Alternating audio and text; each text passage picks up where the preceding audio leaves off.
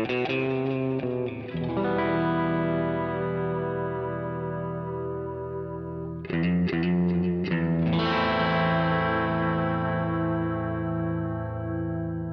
listening to Mark of the Maker.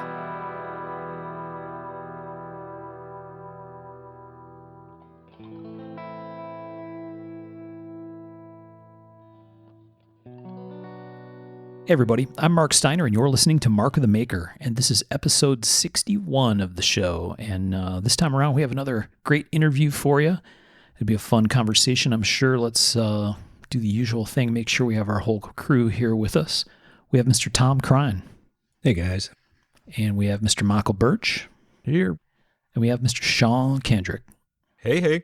Here he is. All right. So this time we have a very interesting guest, someone who has been around the industry a long, long time, and that's going to be a very, I think it'll be a really interesting timeline to walk through, and lots of great stories, and a friend of mine and a very big piece of the community for sure. So we have with us this week Mr. Rick Hinderer. Welcome to Mark of the Maker, Rick.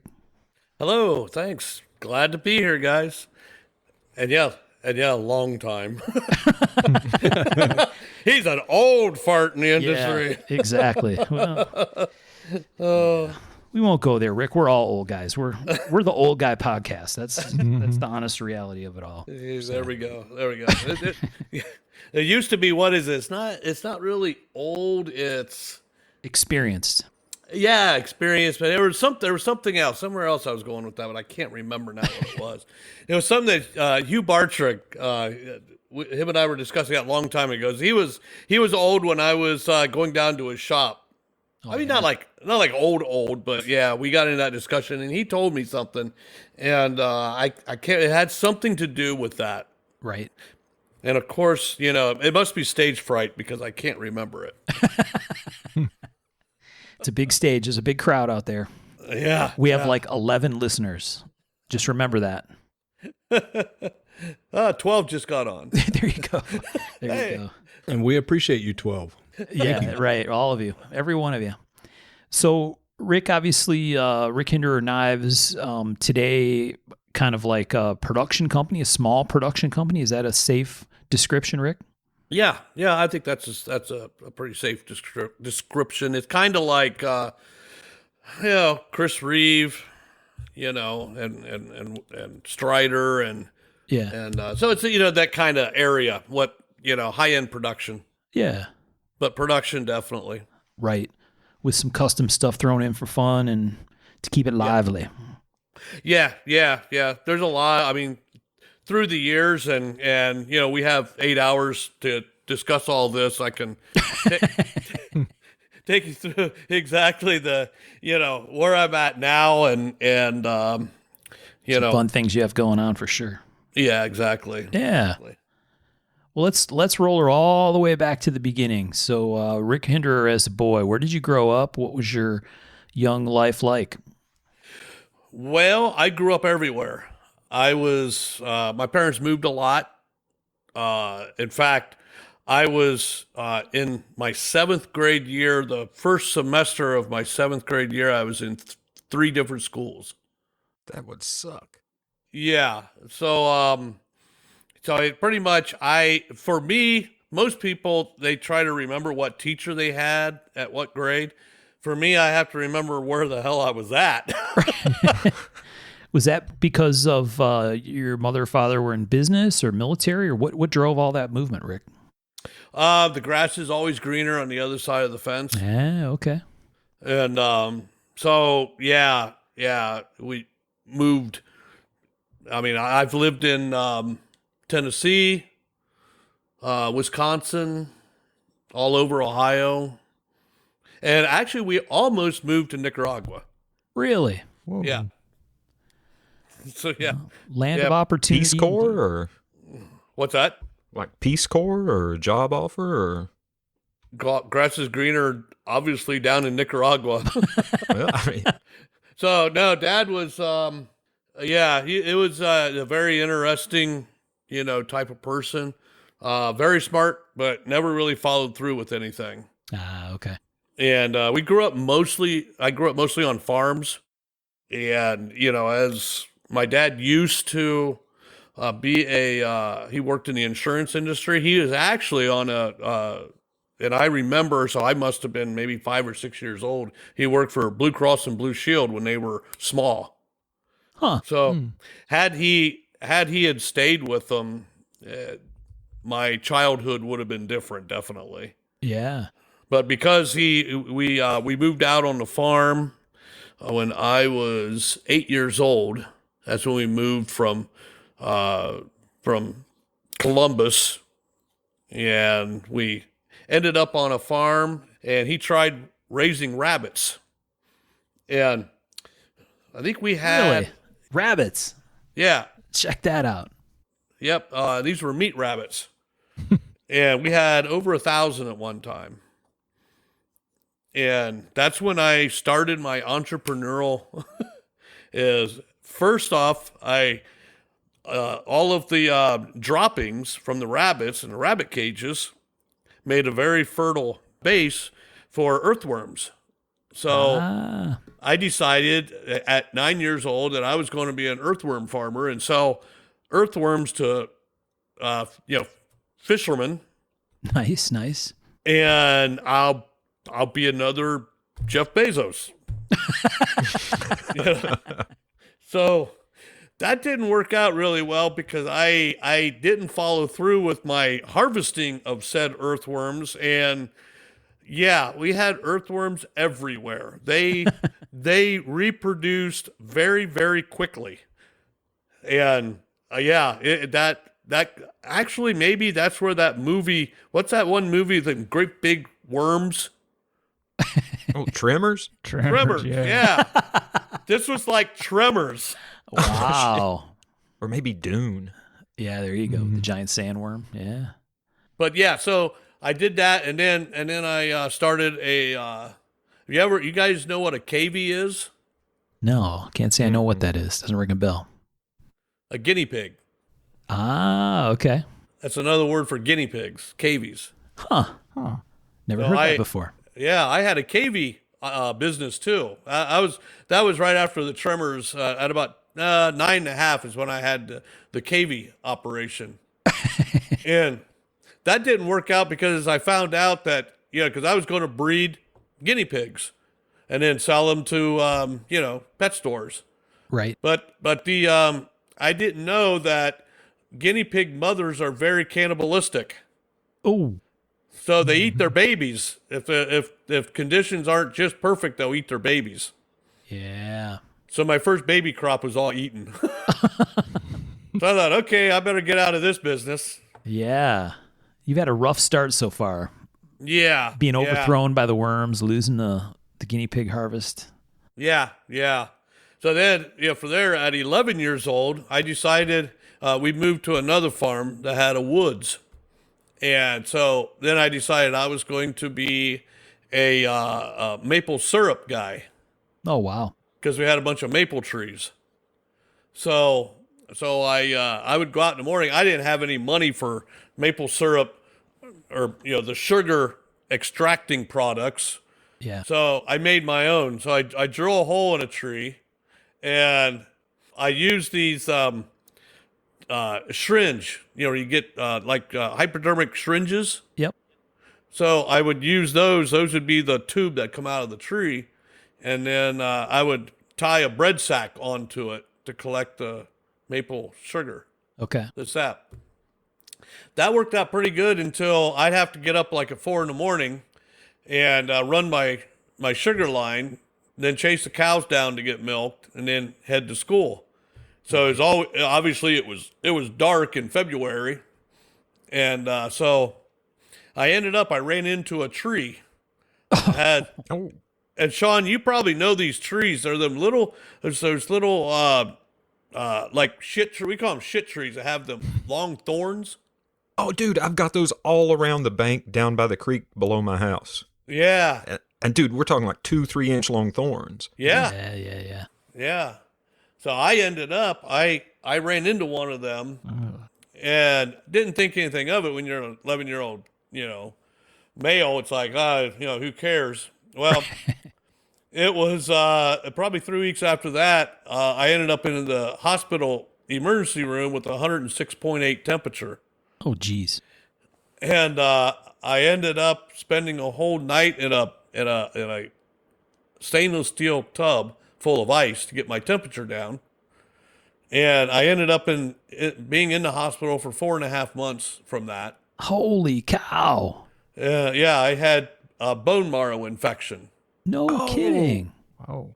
Yeah, it just about killed me. Damn. And Man. it ended up affecting me later in life. That's why I got an artificial hip at like 37 years old. Yeah. So how does that infection happen like that to your bone marrow? That's wild. Yeah, the only thing they could figure was that thorn that went into my knee somehow had pricked the bone, and somehow had, opened a pathway for infection to start. Yeah. Oh, that's Yeah. crazy. Yeah. That kind of sucked. I ended up. I was a lot of side effects from being in the hospital for 4.5 months. Came from that because for 4 months I was on morphine. Oh, geez. So you can imagine what happens when you're on morphine for 4 months. Yeah. Imagine what happens when they take you off of it after 4 months. Exactly. That was the Yeah. issue. And I tell people now that, I mean, at 11 years old, I didn't understand what was going on. All I knew is if I didn't take this pill in the morning, that every cell in my body would hurt. Yeah. Wow. Yeah. I mean, I didn't know, but that's what being addicted to opiates is like. At 11 years old, I had no idea. That's got to be a crazy experience. Yeah. I was 94 pounds when I got out of the hospital. Wow. So it was, that was all because of, maple syrup. And I won't touch it to this day. Well, I tell you what, every time I see one of them trees, Sean, I cut the son of a bitch down. It's a vendetta. Oh yeah, exactly. I can't say Actually, really, really good bow wood for traditional bows. Really No kidding. Yeah. Oh, shit. Yeah. interesting. I tell you what, not to go off, and Mark, I warn you, I get off on different tangents. You did warn us. That's true. But I tell you what, I would one day I'm going to make a bow. Boyers, that art, it fascinates the hell out of me. Oh yeah, me too. Big time. Yeah, I taught a guy how to make knives, and he's doing really well. Tim Troyer, and he was a bowyer when I first met him. Huh. He walked into my shop. Yeah, I just got done forging, and he said, "Hey, my name's Tim, and I said I would love to learn how to make knives." And I'm like, "Oh, cool." And I asked him, I said, "Have you ever done anything with your hands or anything?" Just trying to see. And he said, "Well, I make these." And he went to his car and he pulled this bow out. And I'm like, "Are you shitting me?" I'm like, "You made that?" He's like, "Yeah." And I'm just like, totally forgot about the knife thing. Yeah, right. I mean, I'm geeking out big time on these bows. It's just beautiful. And I ordered one from him, but I never got it. What I Just did like was the knife industry. I was just going to say, you got an early introduction to pain. Exactly. Well, it was my fault because I taught him how to make knives, and he's like, "Oh, screw that bow making shit. I'm gonna make knives." Right. You were your own worst enemy. You didn't even realize it. Yeah, I know. But yeah, someday I was just down to his shop here there in December, and he was just starting on a bow for his nephew, first one he's made in years, I guess. Wow. That's pretty cool. But yeah. So you spent a bunch of time in the hospital. Yep. Long-lasting implications, sounds like. Yeah. Where did you're still pretty early in your life, man. So you're working a hustle real early, which maybe, do you think that had to do with your dad's kind of continuous changing of what he was trying to do, or? No, he was kind of an odd in that way. So Okay. right after I got out of the hospital, we moved to Wisconsin. Oh, wow. And actually, that was my favorite place that we lived. We lived not far from the Wisconsin River. And I don't know if you ever heard of the Wisconsin Dells. Yes. So we lived not that far from Wisconsin Dells. Okay. And, and I was a young, very outdoors type person. And that was like the wilderness. I Yeah. mean, it was where we moved to was a mobile home on the side of a hill. Yeah. and it was, I mean, for a kid, they had like up there, they got canyons, big rocks and shit. Yeah. With all of that outdoor stuff, that really kind of, I mean, I pretty much lived outside when I was in Wisconsin. Yeah. And It's beautiful there. oh, it's just absolutely gorgeous. And I loved the school. The school was, I remember it was awesome. They actually had, let's see, what grade was I in? God, maybe 5th grade, 6th grade? Shit, see, that's the problem. I can't even remember what grade I was and what. But Right. Anyway, so they actually had a guitar class. Really? This was, yeah, At your school? yeah. And I was like, really wanting to learn how to play guitar. So, I got into that guitar. And it wasn't a music class. It was strictly a guitar class. Huh.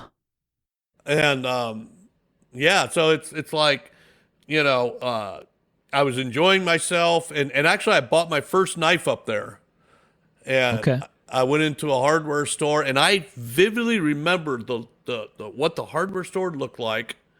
And I remember the display, and I vividly remember in my mind, I can't remember shit that happened yesterday, but by God, I can remember in my mind walking up to the counter and picking out the knife that I bought. Ah. Which Nice. which is weird, and it was a K-bar. Okay. It was actually a 2-bladed K-bar, oh shit, I can't remember the name of it now.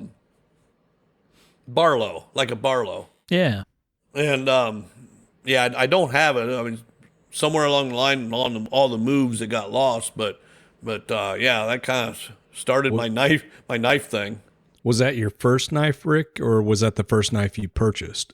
That was my first knife. Oh, that's cool. Yeah. And so it was not long after that I came home from school, and my dad, my aunt was there from Ohio, and she had my aunt and uncle had a trailer behind their van. And I remember my dad was like, "We're moving." I was like, of course, Wow. as a young kid, we're like, okay. So yeah, we said, we're moving right now. Oh, geez. Oh, shoot. Yeah, we're moving right now. So obviously all of our belongings couldn't fit in that trailer. Yeah. So all my belongings got put in the dumpster. Wow. So that's probably where that knife went. Yeah, maybe so. And What was your motivation to buy that knife, Rick? Was it for outdoor stuff to let Yeah. you do things you wanted to do out in the woods and stuff? yeah, Okay. yeah, because I was big time into anything outdoors. Yeah. And so we picked up, moved back to Ohio, and lived with my grandma for a while. Wow. And they enrolled me in a school in Worthington, which I absolutely hated because it's a city, Yeah. And I'm an 11, 12-year-old kid that just came from the woods, Right. Right. Yeah, partially feral. Yeah, Yeah, exactly, exactly. right? But so yeah, so I was in that school for, actually that was the first school I was in for my 3-school first semester deal. Wow. So then went from that to another school. I can't remember which school that was. It was like an interim, and then we moved to another place, and then I was there for actually 2 years. That was a long time. Yeah. And so, and then from there, I was, let's see, in between my sophomore and junior year, during that time is when I was homeless. Oh, wow. Oh, So, yeah, we were homeless for probably almost a year. Oh, geez. something like that. So I was living, in a home, but our family was split up. There's 4 kids, my parents. We were all of us kids were split up with different friends. Ah, yeah, yeah. So then Crazy, man. yeah, yeah. So then I graduated from, I don't know, maybe Sean, you might have heard of this. You ever heard of Amanda? The little town called Amanda. No. It's in between Lancaster and Circleville. Okay, I know Circleville. Hell, I may have gone through it. The big pumpkin. Yeah, man. Well, I go see shows at Toodle's Pumpkin Inn. Oh, wow. Oh, dude, this bar is seedy as hell, but they put on some great shows. It's got good acoustics. Wow, the Pumpkin Inn, that's a trip. Yeah, yeah. Toodle's Pumpkin Inn. Toodles. Dude, it's I lived like not even 10 minutes from there. Oh, wow. So yeah, I know exactly where it's at. But yeah, so I that's where I graduated from. And I left home about 45 minutes after I graduated. Right. Yeah, no, it was, and then I went from there to Bethany College. My brother was going to school there, and so I had a summer job. So I worked for the fraternity house that he was in, and I actually lived there at the fraternity house, and then I worked for a professor, Professor Baron von Schweckenberg. Really? Yeah. I tell you what, that guy was fascinating as hell. Yeah. I mean, so he was a baron, an actual baron from Austria.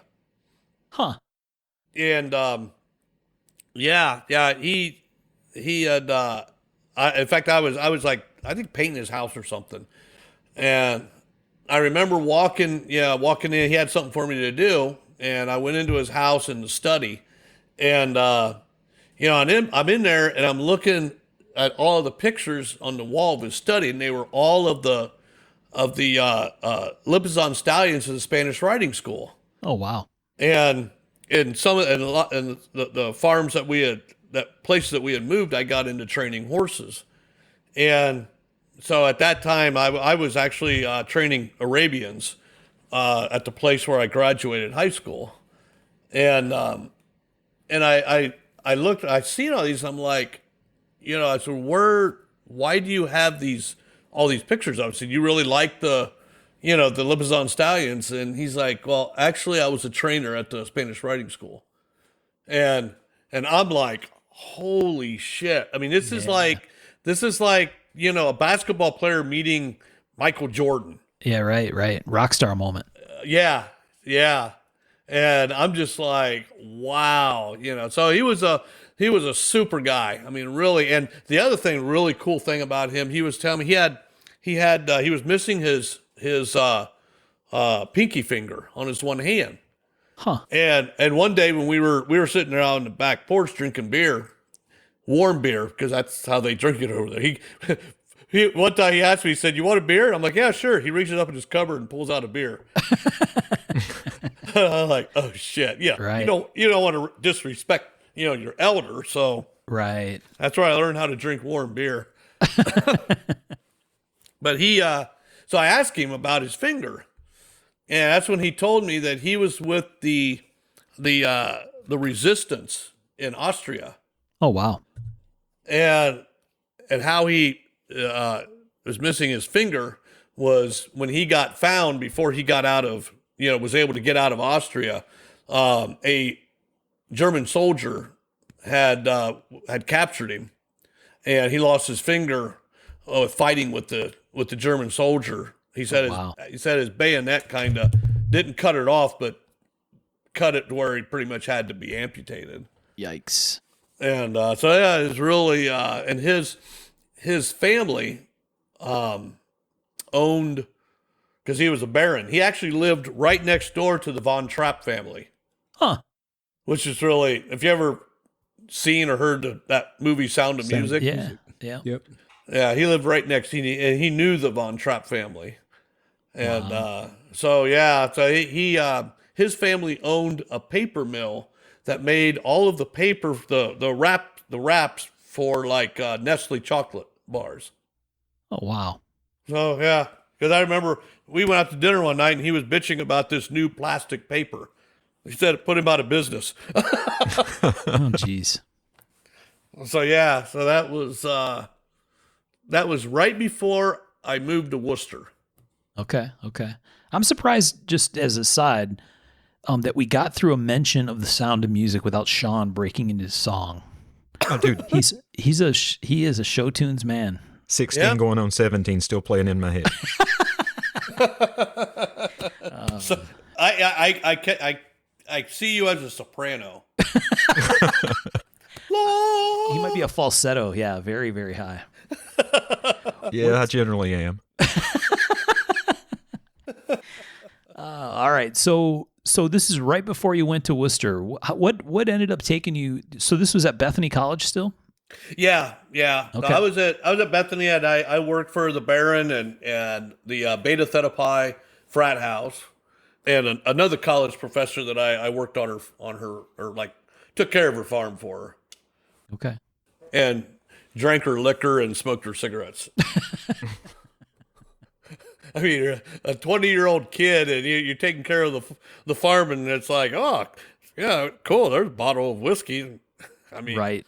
yeah. I think that's where I learned how to drink was at There that you first go. place. Yeah. So then I knew I had to do something with my life, and even though I was still working horses at the time, so I decided to that maybe I should go to college. Yeah. And I decided that before I went to Bethany. That was a summer job. So so I went from Bethany to Worcester to the ATI, or Agricultural Technical Institute. Okay.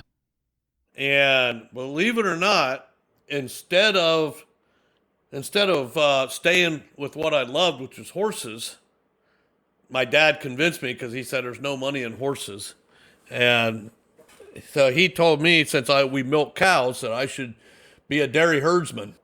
Oh, wow. So I got into the dairy program at ATI, and yeah, I didn't last too long. So Short-lived dairy career. yeah, because I was I was always down at the horse barns. So Yep. because my girlfriend was in the horse program and she was having problems with her one horse.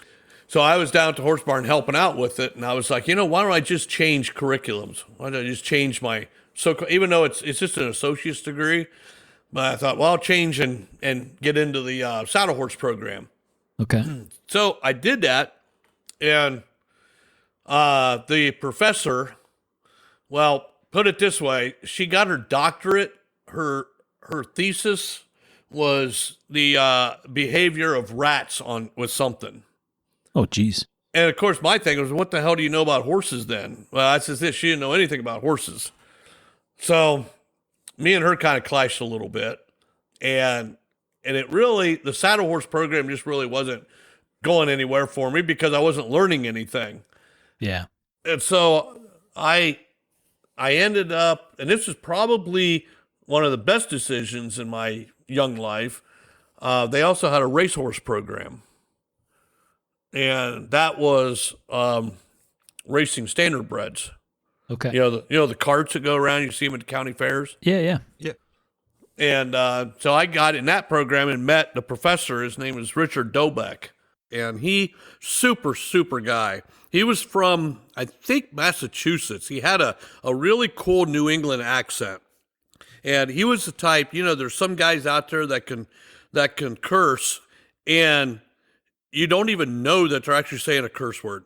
It just flows. Anyway, he was one of those types, super nice guy. And I got into the racehorse program, and even though I'd been around horses and trained horses most of my life, I didn't know anything about racehorses.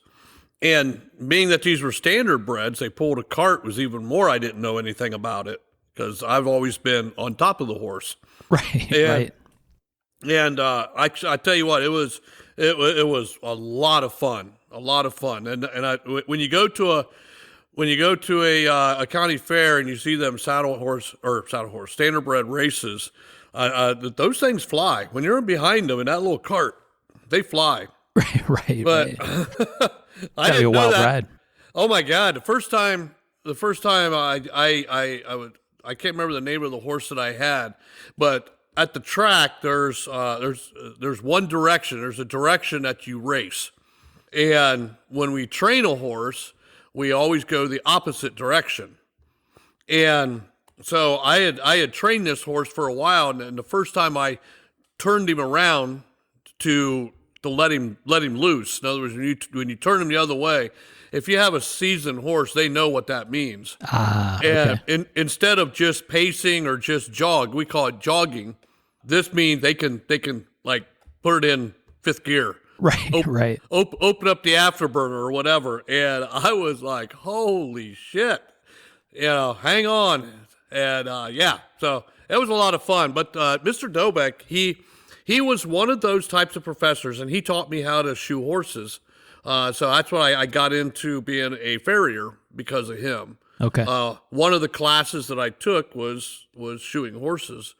But he was the type of professor that even though he was the professor of the racehorse program, he taught more. There's some of those teachers that they teach you life lessons. It's not about just going into the class and we teach you your arithmetic, English, whatever. He was one that that cared about you as a student, as a person. And a lot of those lessons that he taught me really extended into everything that I even do now. Yeah.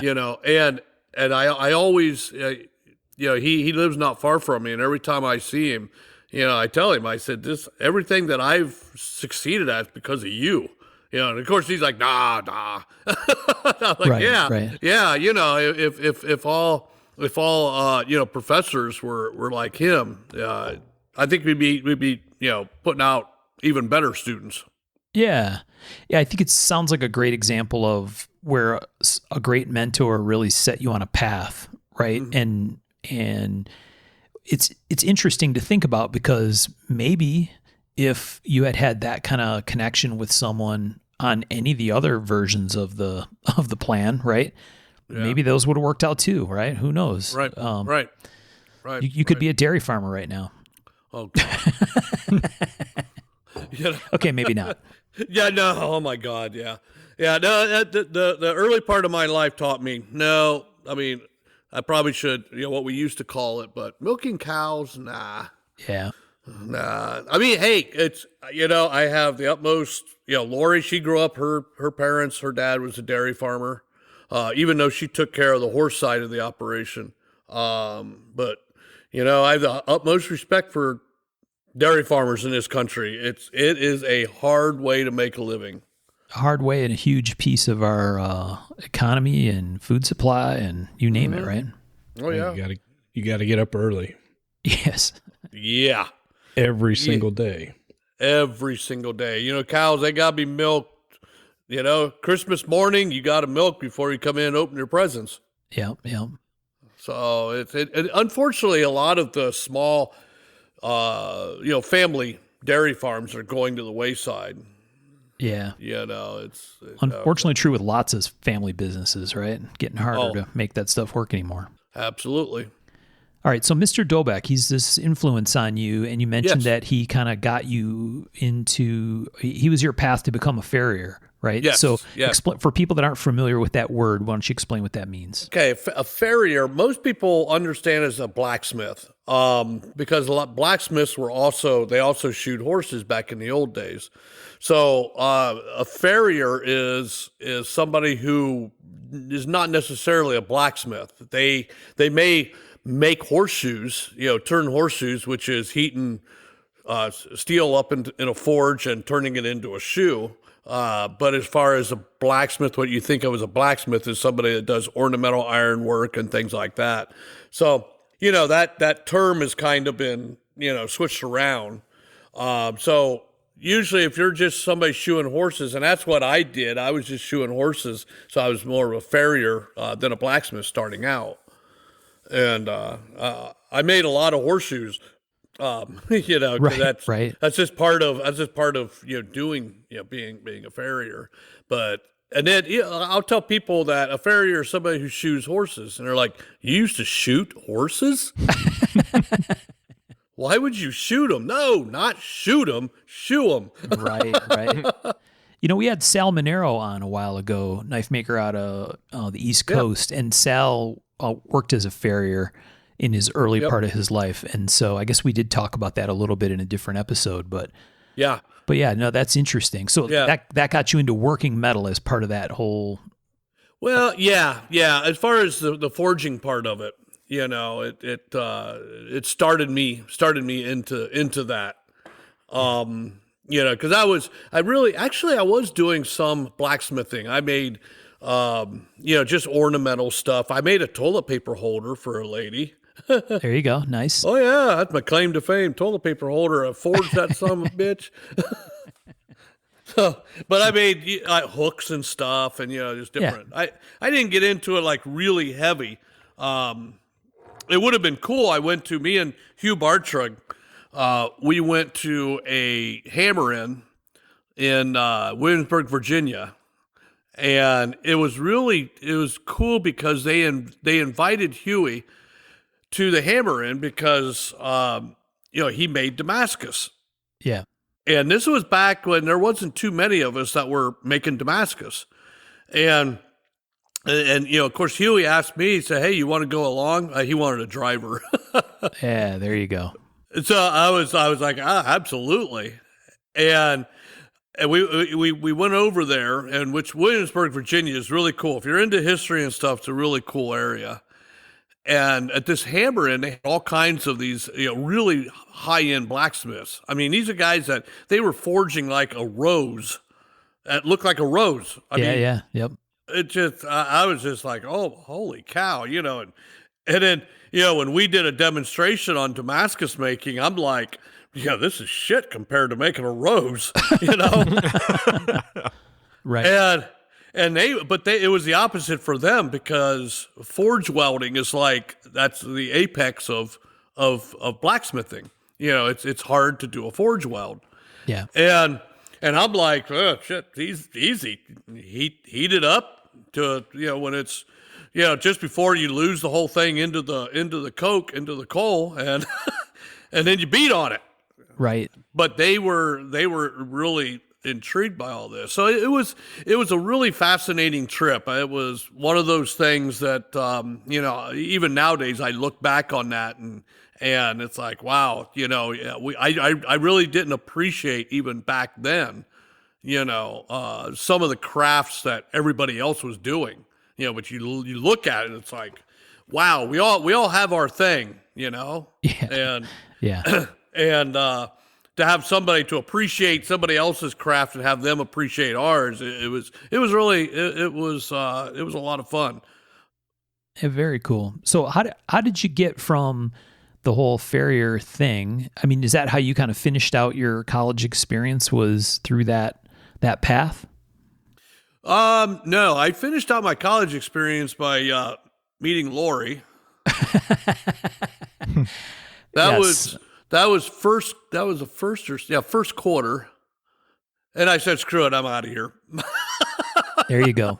Because it was actually what had happened was, I met Lori, and and it was fine. I met all of her friends before I met her. They were all like, hey, there's this girl you need to meet. She's into horses, and so I'm like, yeah, definitely. And so I met her, and we started dating and everything, and she's like, "Oh, you can trim horses?" And I'm like, "Yeah." So she said, "Well, can you come out and, trim some of our mares?"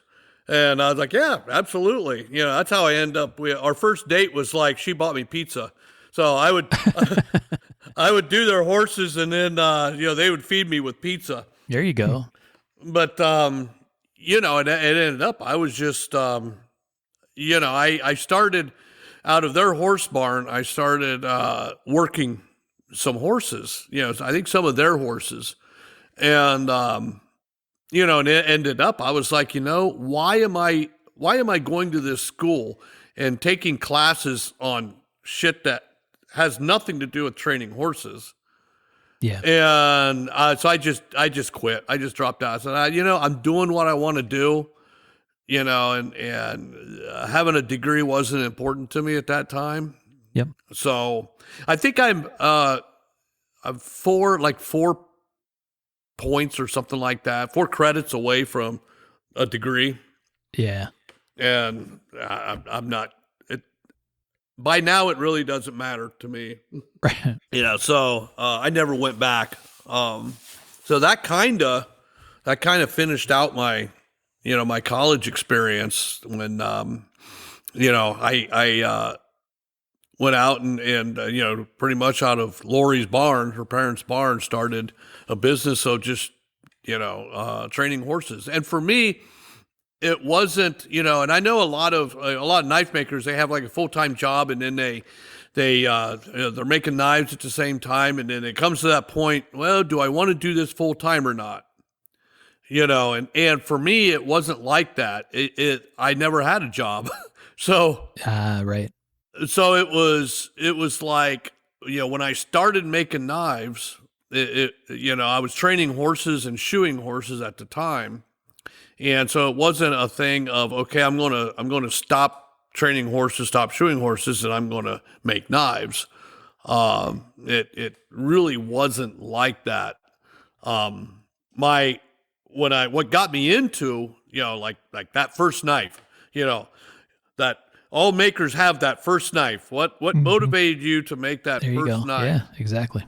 And for me, it was a really good friend of mine was retiring from the military. He retired as a sergeant major from the 5th Group. So he was a Special Forces veteran, a Vietnam vet. He did 3 tours in Vietnam, and he's a really good friend of mine. So he was retiring, so I wanted to get him a gift, a knife. And and I'm like, I didn't have enough money for a knife. Yeah, right.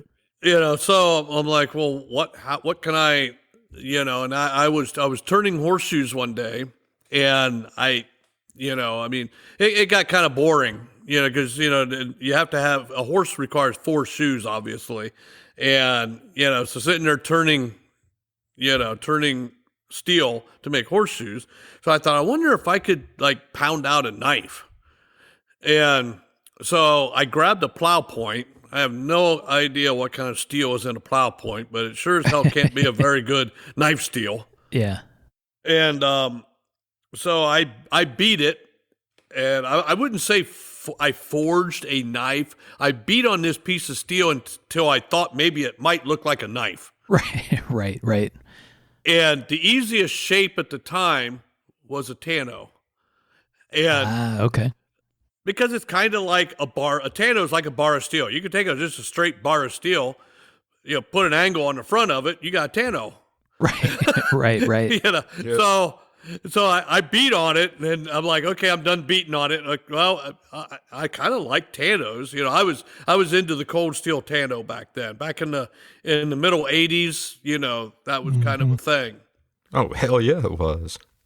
Yeah, the cold steel Tano was it. I mean, Dude, it pierced a car door, all right? Hell yeah. I mean, sign us up. Who doesn't want one of those? Exactly, yeah. Give me 2. Yeah, exactly. Yeah.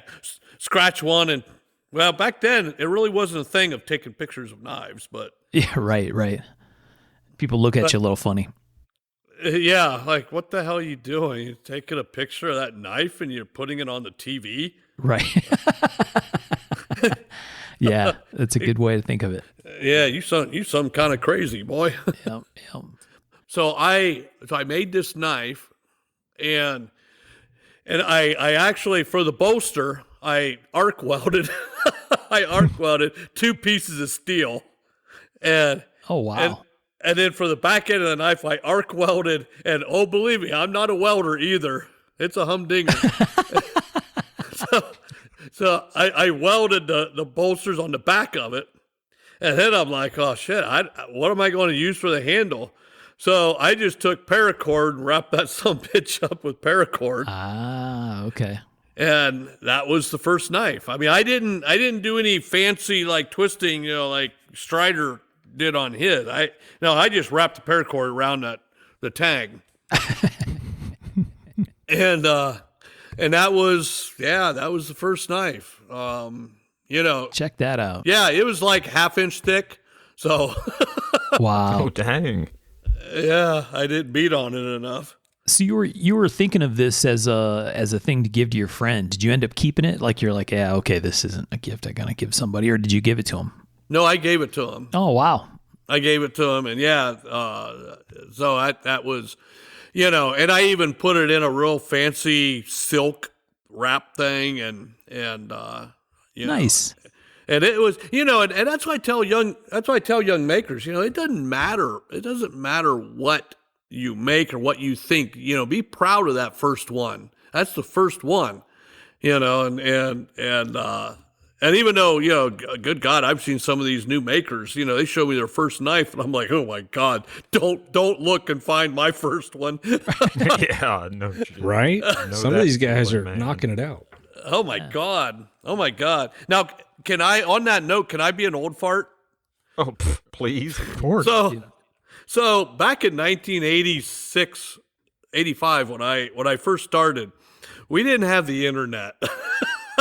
And I tell you what, Mark, I think I was telling you this the other day about the book, the one book, the only book on knife making back then was David Boyle, I can never pronounce his last name. Boy, yeah. David Boy, how to make what was it? How to make a knife, or I can't remember what the name of the book knife was. making, you can do it. There you go. Yeah. Yep. Yeah. And that was it. That was it. And I remember I didn't even know people actually made knives. I thought just factories made them. And I met the guy that really influenced me very, very early on at a gun show. His name's Tom Downing. And I was at the Medina Gun Show, and Lori and I went, and this was like in 1984, 85. And I'm standing in front of his table, and I'm looking at these beautiful knives. And he makes Loveless style knives, like shoot knives, and I pick one up, and I'm like, "You made this?" And how many times I sat behind that table, years later, and people come up, "You made this?" Oh, no shit. But anyway, he probably thought the same thing, and I'm like, "Wow." I mean, that was just, and this was a little bit after I made that first knife out of a plow point. So. Yeah, so he was like, he was really good. Yeah, I made these, this is how I made it and everything. But then I went and I got that book, and, David's knife making is a little different. He talked about dendritic steel, and, his knife making is a little different than even today, the method a lot of people, make knives. And I really didn't follow a lot of the things that he had in the book, but it at least gave me a starting point, Right. And yeah, there's no YouTube for you to go watch to see how to do this stuff, right? There's no YouTube. There's no, how do we do this? Well, I'll Google it. And boom, Michael Burt shows up and, hey, guys, this is how you put bolsters on it, You weld them. And Mike, I don't know if you do that or not, but there's a lot of guys that you could go out and they're like, holy cow! In a half hour, I know how to put bolsters on a folder or whatever. Yeah. And back then, as far as knife making goes, it was for me it was kind of the Wild West. It was just trial and error. And I remember I made this knife out of 01. So I read somewhere that 01 is a good knife steel. So I went and I bought this piece of 01 off of this steel dealer, and and I'm doing his stock removal, I cut everything. I worked like, I don't know, 2 weeks on this blade and got it to where I want it. And I'm polishing it and everything. And I dropped it and it bent. and I'm like, are you kidding me? I was like, this guy sold me a piece of shit steel. This isn't knife steel. This is crap. And all this time I worked on it. So I'm looking at Blade Magazine and looking through the pictures, and I see this guy. He made a dagger out of '01. And I thought, well, hell, I'll call him up and tell him what happened. Maybe he can help me. Maybe I can salvage it. And so I called this guy up, and I'm like, hey, I said, I don't know, I dropped it. This guy must have sold me a shitty steel because I dropped it and it bent. And he's like, oh, he said, well, did you heat treat it? Heat treat? And he was very kind. He said, yes. He said, you have to heat treat it. He said, what that does is it makes it hard and blah, blah, blah, blah, blah. I'm like, oh, cripe. Okay. And it wasn't until a few years later, and when I went to a blade show and I see this guy, he won another award, and his name was Fred Carter. Oh, wow. And Wow. That's awesome.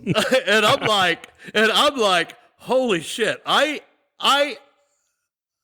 asked Fred Carter, a dumb kid, ask him a question like this. I didn't even know you had to heat treat the steel to make it hard. And he was so cordial, and and I'm sure he's there going, oh my God, this is one for the ages, and and I tell you what, even though I didn't know who Fred Carter was at the time, I found out years later, who he was, and that had I'm like, wow, this is a great industry, And here's a guy who's just, I consider him like eons above a lot. I mean, there's a lot of my mentors, the old guys, Buster Warinsky, Fred Carter, some of them, it's like, wow. Yeah. But yeah, so that was some of my learning and my first grinder. And that's the other thing. These kids, I mean, they're kids. I shouldn't say kids because there's 30, 40, 50-year-olds just getting into knife making. But that's the old guy thing at work. Go ahead. We feel you. Yeah. But they, they can go, you can Google it and you can find who has the best price on a, real spiffy 2x72 belt grinder. Boom. Yeah. Drop the credit card, you got yourself a belt grinder. And when I started out, there wasn't, I mean, I think maybe Burr King was the only one, but, so I didn't have any money anyway. So, right. So my first grinder was a, old washing machine motor, and I put a Black & Decker disc pad on it. Oh, nice. And I would buy sheets of sandpaper and cut, a round disc. And I use that spray adhesive. Yep. Spray it on there and stick that on there. And that was my grinder. Right. So needless to say, my first grinds were, bad. It probably took forever. Oh my God. If only I could have those hours of my life back. I know. 2 weeks of just trying to get some kind of a bevel, Yeah. So somewhere in here is the whole involvement in firefighting. Rick, where does that fit into the story? Actually, quite a bit later. Oh, really? Yeah. Okay. Yeah. I'm jumping ahead. Sorry. Oh, that's all right. But so yeah, those are my, and this was all in a little chicken house, Right. by the corn crib. I think you may have seen that. I think so. Yeah, but in a renovated chicken house, I put in insulation up in the ceiling, and Yeah, in the wintertime, rats would run back and forth across the ceiling. That was kind of fun. Right, right. It's a shared space, as they say. Yeah, yeah, yep. My forge was just outside the door. I ended up. It was kind of weird. So being a farrier and turning horseshoes, and being that my first knife was a forged knife, I didn't forge after that for quite a while. I went into stock removal, Huh. and that was because of Tom Downing. He was a stock removal guy. Okay. So I did, I don't know how many years, probably 3-4 years of stock removal. Okay. And it was Tom actually that got me back into forging. He was like, you're a blacksmith. You need to forge blades. And I'm like, okay, that's, and I was starting to advance enough to where the knives were starting to look like knives. Yeah, right. And I got a 2x72 belt grinder so I can do hollow grinds. And it was still a really cheap grinder. Actually, we still use it in the shop. So it was a really? good buy. Yeah, I can't remember what they called it. But it's like it had a regular contact wheel. And then on the other end of it was you can put a buffer. So it's like an all-in-one. That's the Grizzly knife grinder. No, it wasn't a Grizzly. It was because they didn't have knife grinders back then. This was Pro. I think it was like Pro something. Huh. Yeah. It was. Yeah, it was like this guy was making them, and it was like 2 months after I bought mine, he quit making them. Interesting. Yeah. It cost me $350 for that, and that was, oh my gosh, I had to. I remember that because that was tough money back then. Yeah, right. But yeah, I got that, and so I was able to grind then. I learned, and I was pretty much self-taught. You just belly up to a grinder. That's why my grinding style might be a little bit different. That's just because nobody taught me. I tell guys, I said, there's no wrong way to grind a knife. Yeah. As long as the end is what you want, that makes a good blade. That's all that matters, Yep. So, but anyway, so I started forging, back into forging, and that was actually again another learning curve. Yeah, I bet. Was Tom someone that you met at a show, or he was local, or? Yeah, he was local. So I met him at the Medina Gun Show. Okay. And then he lived about 3 hours from me, so he was kind of local. And so he was an influence, but he was far enough away that I wasn't able to go to his place very much, not in the early days. Okay. So it was kind of like, yeah. Was he president of the Ohio Knife Makers Association at some point? When that was a thing? No, you're thinking of another Downing. There was another knife maker. Is it Ted? Yeah, Downing? Yeah. TM Downing. Okay. And I think he was president of the Ohio Knife Maker Association. So, yeah, a lot of people get them confused. Obviously, last name, they're both in Ohio, both knife makers, but yeah, Sean, I think you're thinking of that guy. Yeah, have to be, because I was sitting here thinking, like, do I know him? Have I met him? Yeah. A lot of the shows here in Ohio, Ted, he frequented them, a lot of those shows. Yeah. But so I got into forging, and I used an old tire rim. That was my forge. Okay. And I used coal to start off with, and which really, I think that's good for all bladesmiths to start out with is coal, because it really it's challenging. I mean, coke is a whole lot easier because it's clean, but coal is it's pretty challenging. Yeah. So I started just forging blades, and I learned a very valuable lesson on It was a Confederate D-guard Bowie that I was making. Okay. Wow. And I forged the blade out of a truck spring. And I got it. I ground it after I forged it. I finished it and heat treated it. And when I pulled it up out of the oil, I seen a crack running all the way up to the spine. And I'm like, oh my God, the amount of time that I spent on this. And it was, and it was a D-guard. So there was a lot of work in it. Yeah. And I remember, I think I called Hugh Bartrick and I said, what the heck happened? And he goes, well, what did you forge it out of? And I said, well, an old truck spring. And he goes, uh-huh. And he said, now tell me. He said, was that truck spring broke? And I'm like, well, yeah. I mean, I picked it up at the junkyard. Uh-huh. He said, why do you think that spring broke? Maybe like it had a crack in it? Right. Uh-huh.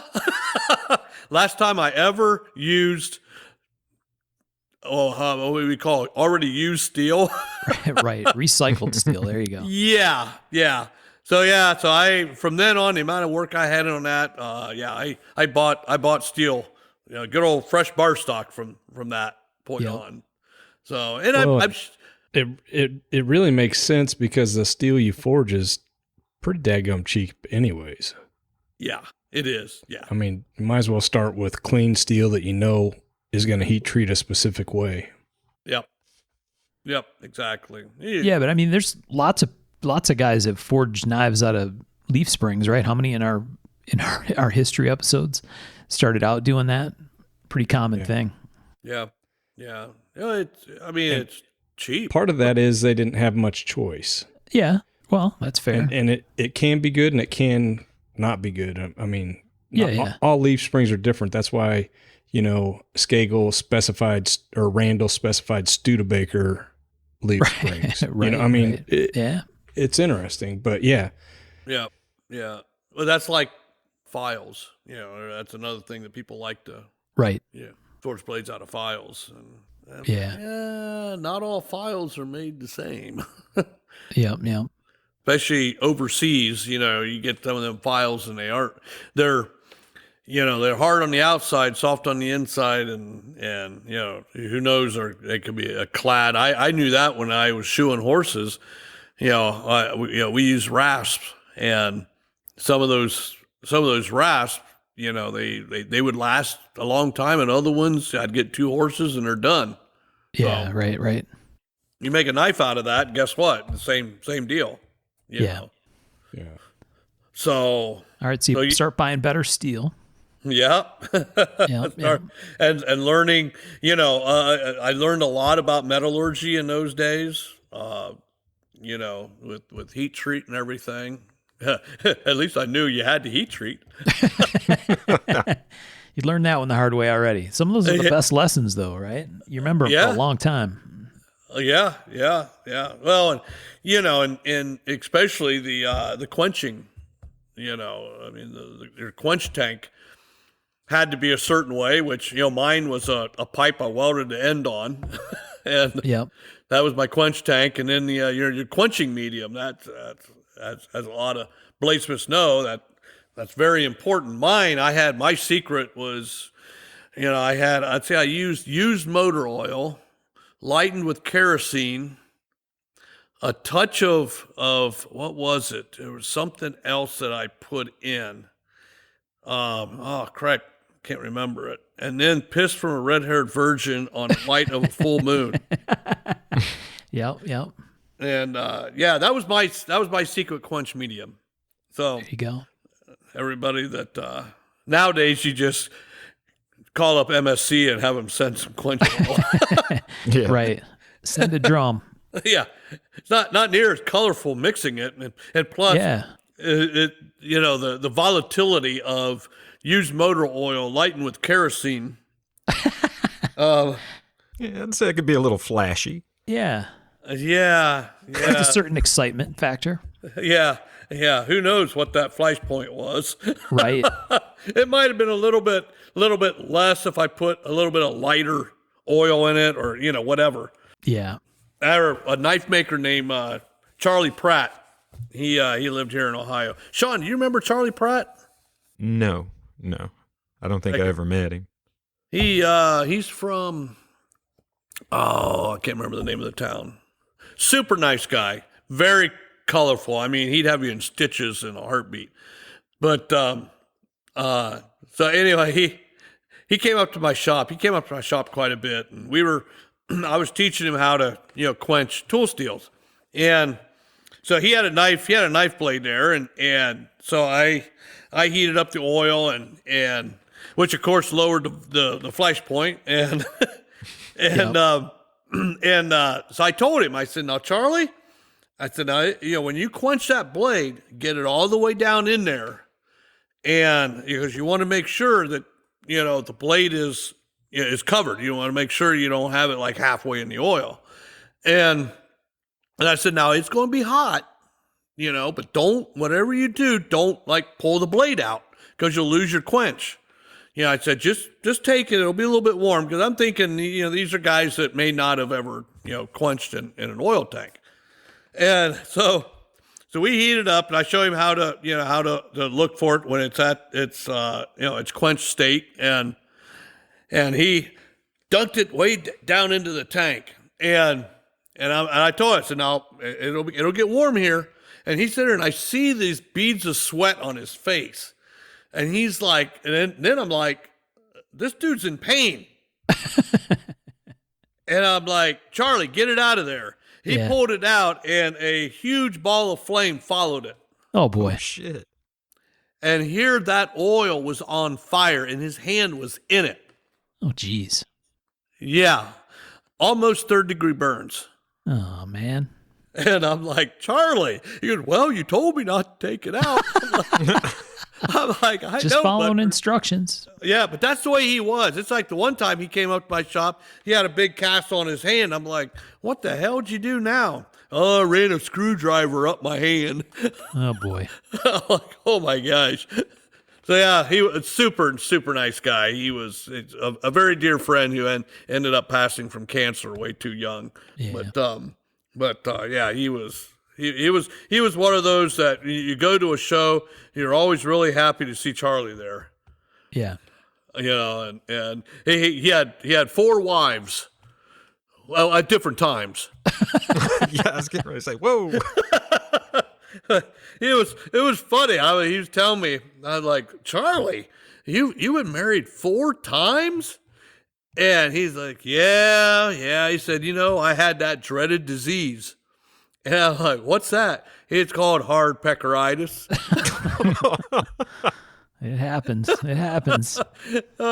yeah, that was Charlie. But so you were making different kinds of knives, it sounds like, at that point, like different styles and stuff. You mentioned you were making a D-guard at one point. So yeah. Or was there a certain thing that really got your interest or attention, or do you have a style that you were really into? No, back then, of course, I made hunting knives. That kind of really has a lot of makers that kind of get your start. And actually, it's a good start because, when you're selling a hunting knife for $35, a custom-made hunting knife for $35, people are going to use it.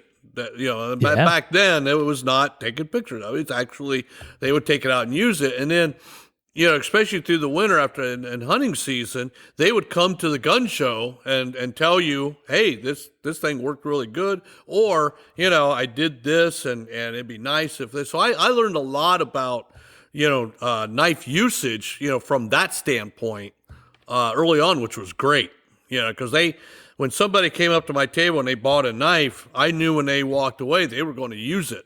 Right. And so that was, it was a great learning experience in them early days. And I made this one style of knife. I can't remember. We didn't have models back then. We just made a damn knife, And everybody's like, well, what was the model name? A knife that I made on that Tuesday. Day? Yeah, right. And so so a lot of it was hunting knives, but I got into, of course, my influence from Tom Downing into the Loveless designs. So I made some shoot knives. I made sub-hilt fighters and Tanos even early on because, again, I was influenced by the Cold Steel Tano. Yep. And so I made some Tanos, and it kind of, my progression in those early years, the late 80s, early 90s, progressed into the art knife realm only because it's like that Confederate D-Guard Bowie. I was challenging myself more and more. It's like, oh, that looks really cool, and it looks like it'd be really difficult to make, so I'm going to try that. Yeah. And literally what was really cool about them early days was, I would get up, at 11 o'clock in the morning and that was a little bit of funny. Maybe not 11. Okay, 10. Yeah, right. But no, I would stumble out to the shop. It was so cool because it's like, what am I going to do today? What am I going to make? Yeah. And it was really cool. You grab a piece of steel and you have no idea at the end of the day what it's going to be. I mean, it could start out to be a 10.5-inch Confederate D-Guard Bowie, and after you screw it up, 5 times, you got a 3-inch hunting knife. Yeah. But when the big Bowie turns into a bird and trout, that's when you know you had a rough day. Exactly. It's so many. I remember Hugh Barcher telling me, he said, sometimes your best work is your worst screw up. Yeah. And actually I don't know, Mike, Tom, and Sean, you probably know that you got to admit there's some that you worked on that's like, man, just this ain't feeling right. And at the end of the project, everybody loves it. Mm-hmm. Oh, yeah. And it's like, no, wait a minute. No, I don't want my best known knife. I do not want it to be that. Yeah. But it is. It's like, I made this knife, and this is where I might skip around, Mark. So, because this was a few years. It was a folder. It was a lockback, probably in 97, 95, and I made it, and it was a picture frame. And it was Damascus, I made all the Damascus and everything. And being a picture frame, those are kind of neat because you could carve anything into the frame, and then, with files and stuff like that. And then you put handle material behind it, and you didn't have to inlay the handle material. Yeah. So I was like, I want this to be like an astrological theme, and so I was carving this. I wanted to have a moon, and some stars and all this. I was carving in the handle, and I'm carving this thing, and I'm at the end. This is a piece of my Damascus. I'd already worked on nickel Damascus, making it up as a nice piece of steel, and I'm looking at it, and I'm like, no matter what I was doing, my moon just did not look like a moon. I wanted it to be like a quarter moon. Yeah. And when it got done, it looked like a damn spaceship. I'm like, what the hell am I going to do? And I'd carve a little bit more and get a file in there, and oh shit, it still looks like a spaceship. And the other side of the knife was supposed to be a star, and it ended up looking like a comet. Now, how in the hell you can go from a star to a comet, I don't know. But yeah. So I'm looking at this, and in frustration, I put it on the bench, and I'm like, I'm going to go in and watch the news. So I went and watched the news, and it was an epiphany.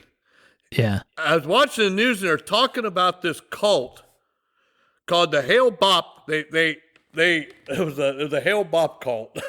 I don't know if that's what they called it, but anyway, this cult. Because of the comet. The comet Hail Bop was coming through, and this cult leader says, hey, like there's a spaceship on the other side of the comet. We need to get to that spaceship. So we got to kill ourselves, and then we'll ascend to that spaceship on the other side of the comet. Yeah. And I'm like, holy shit, that's my knife. So, so, Wow. I ended up calling it the Hale Bop knife. Oh boy.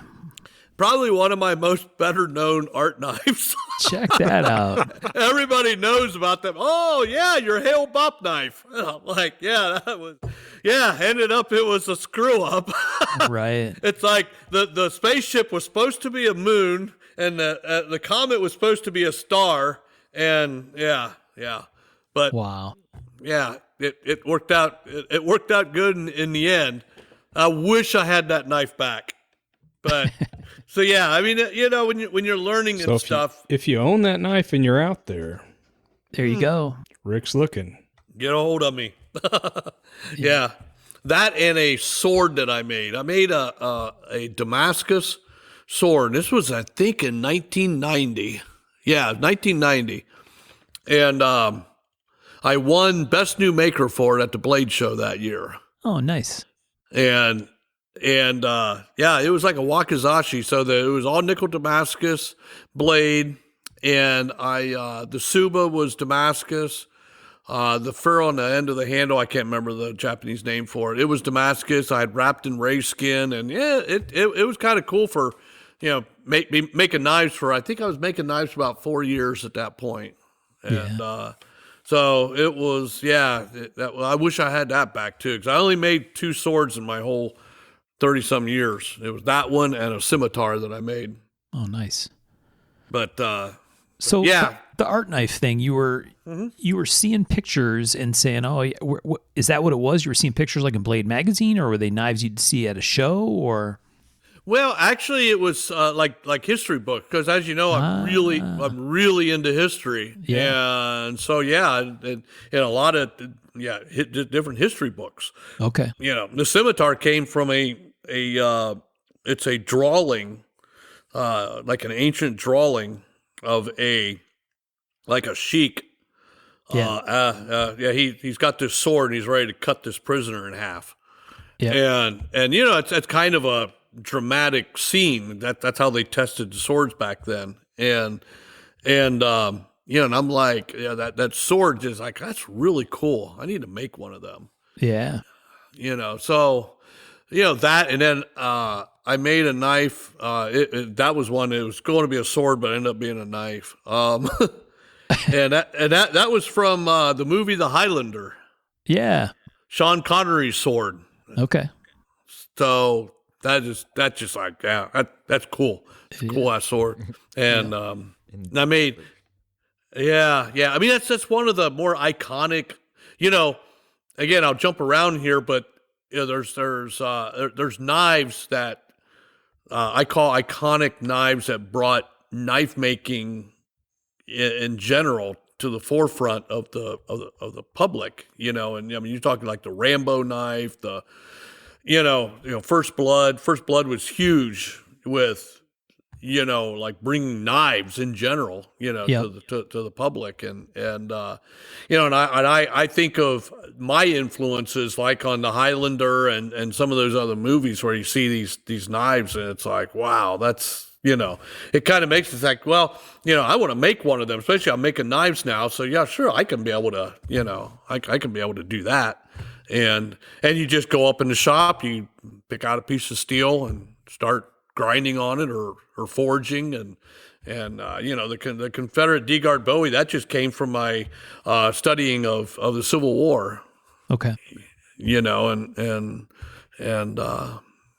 now I'm really influenced by that. Yeah. We did an episode a long time ago called Knives of the Movies, and that was all of those knives and swords and stuff that you just talked about were part of that episode, right? Because they were, like you said, they're so iconic and influential, both in pop culture, right, in general to people, and ultimately inspirational to many makers, right? And we hear that often in interviews that, oh yeah, I saw this movie, some movie or another. Sometimes it's the same movie, right? Yeah. Like I saw Rambo, and boy, that Rambo knife got in my head, and then that got me into knives or got me into the idea of wanting to make one. And it's really interesting to see that tie-in between pop culture and knives. Yeah, absolutely. And it's it's a challenging thing because you look at some of these. I remember a guy named Jack Crane. Jack Crane. I think I'm saying that right. Yeah. So his knives, that was in like Predators when I first was familiar with some of his stuff. So I went to make that. You guys remember that Predator? It had a guard on it with spikes sticking out of it, and a really kind of a weird looking upswept blade. Yep. Talking about the Cobra knife. Yeah, that's the yeah.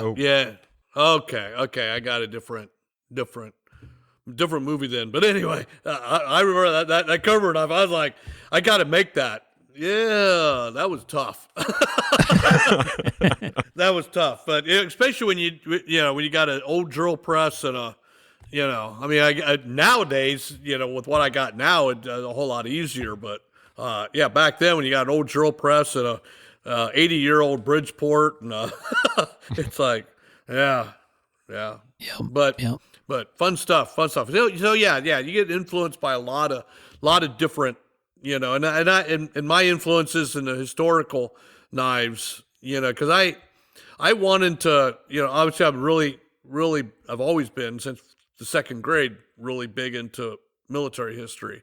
And so, and that's kind of where, as you know, some of the stuff that I do now goes back to, right. Back to that. Yeah. So you're making knives. You mentioned your sword that was where you got recognized as best new maker at Blade.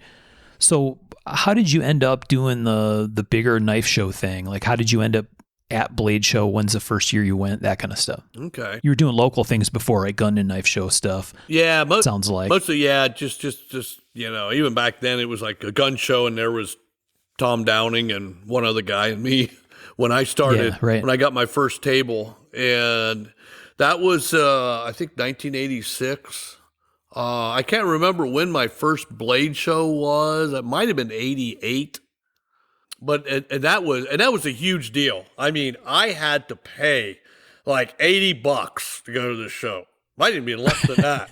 And that was huge. I'm like, oh my God, I hope I can sell a knife. And that was when the Blade show was in Knoxville, Tennessee. Okay. And when Lori and we went down to it, and we didn't have any money, so we were like, okay, we'll take our tent and we'll stay at a campground. We'll pitch a tent at a campground and we'll go to the show during the day. Right. And so we get down there and we were like, no, we ain't sleeping in no damn tent. And so we were able to, scratch together enough money to get the hotel room, and we stayed, right there. The hotel was part of the convention center down there in downtown Knoxville. And it was, I remember my first day walking into my first knife show, and oh my God, it was, I'm looking at the people I read about in the magazines, and I'm like, I remember I seen Daryl Meyer, and I'm like, oh my God, that's Daryl Meyer. I was such a geek. I mean, I was so geeked out on, it's like, oh my God, all these people, and I'm just a long-haired, young guy. And, I get my table, and this is like huge shit. This is, oh my God, I am amongst giants, Right. And I remember Colin Cox was right next to me. And this guy who used to train and shoe horses from Australia was right behind me, Warren Osborne.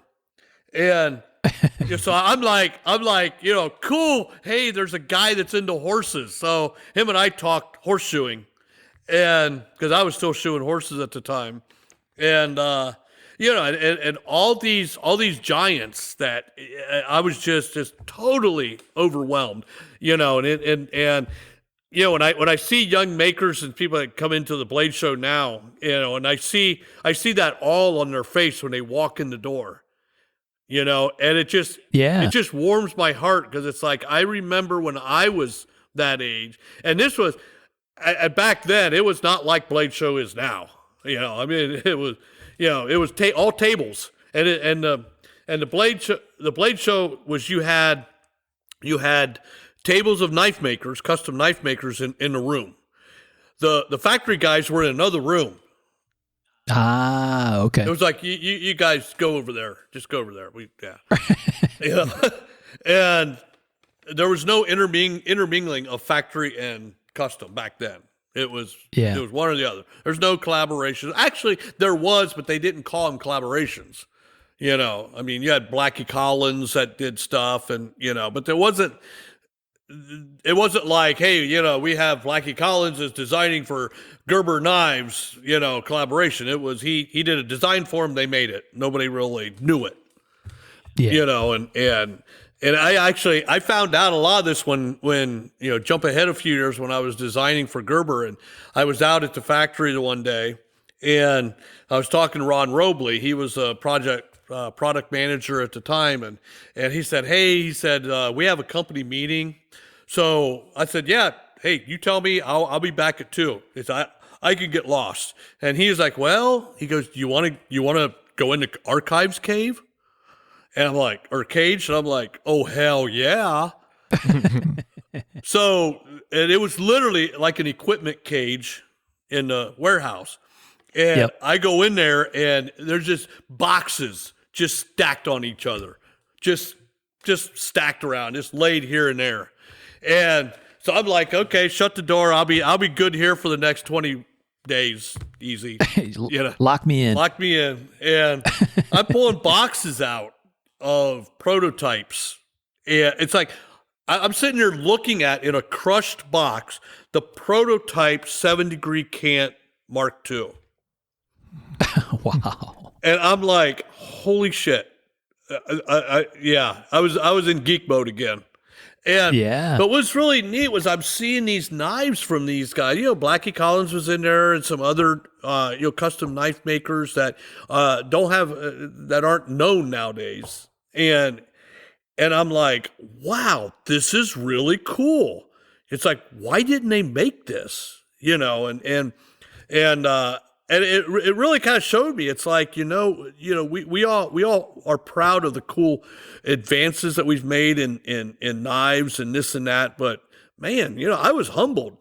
I was like, okay, maybe my shit's not that great now. And so it was really cool to see a lot of those, those different things, and when I went out there, But anyway, so back to Blade Show and all these different makers and everything. My first show, I sold a couple knives, and I mean, hey, I tell you what, that was like, I was so thrilled that in this show there was probably maybe 60, 70 makers, and I'm like, 60, 70 makers, these beautiful knives, and these people walk up to my table and bought one of my knives out of the hundreds of knives that are here. It's like, holy shit, this is really cool. And thank God, because I got gas money to get back home. Right. So that was and maybe you don't have to skate on the hotel. Right? Yeah, exactly. Wash dishes to pay for lunch. Exactly. So that was that was quite an experience, and I know when I left the Blade Show that year, I couldn't wait to go back the next year. I thought, this is a community of knife people, and right. And there was some, I remember though, before I went to the show, so I went out, I got up really early, like 6:00, and I walk outside the hotel, and I see this guy out there doing Tai Chi. And I'm like, okay, this is weird. And I mean, I was into martial arts back then, but I said, why is this guy doing Tai Chi in front of the hotel? And ended up, that was Shiva Key. Check that out. Yeah. And I remember talking to him about martial arts and stuff. And like, okay, this guy's like really into the martial arts. Yeah, right. And of course we all know, Shiva Really nice guy. And his knives, one thing I like about Shiva Key's work is his knives are so different. Yeah. Different made. I would say different made. Just, I don't know. Really cool. Really cool. But yeah, that was my first experience, my first show. The second show was the same. It was just, wonderful. And that's what I found out. See, back then, like in Knoxville, the hotel, they didn't have like the pit that we all know and love at Blade Show now. Yeah. But we had, after the show, you would get together with friends and go to a restaurant. And so it's kind of the same thing, but it was the friendship in the knife community that was evident back then, and there was a restaurant called the Butcher Block, and you could go in and you cook your own steak. I think I've been there actually in Knoxville. It's still there?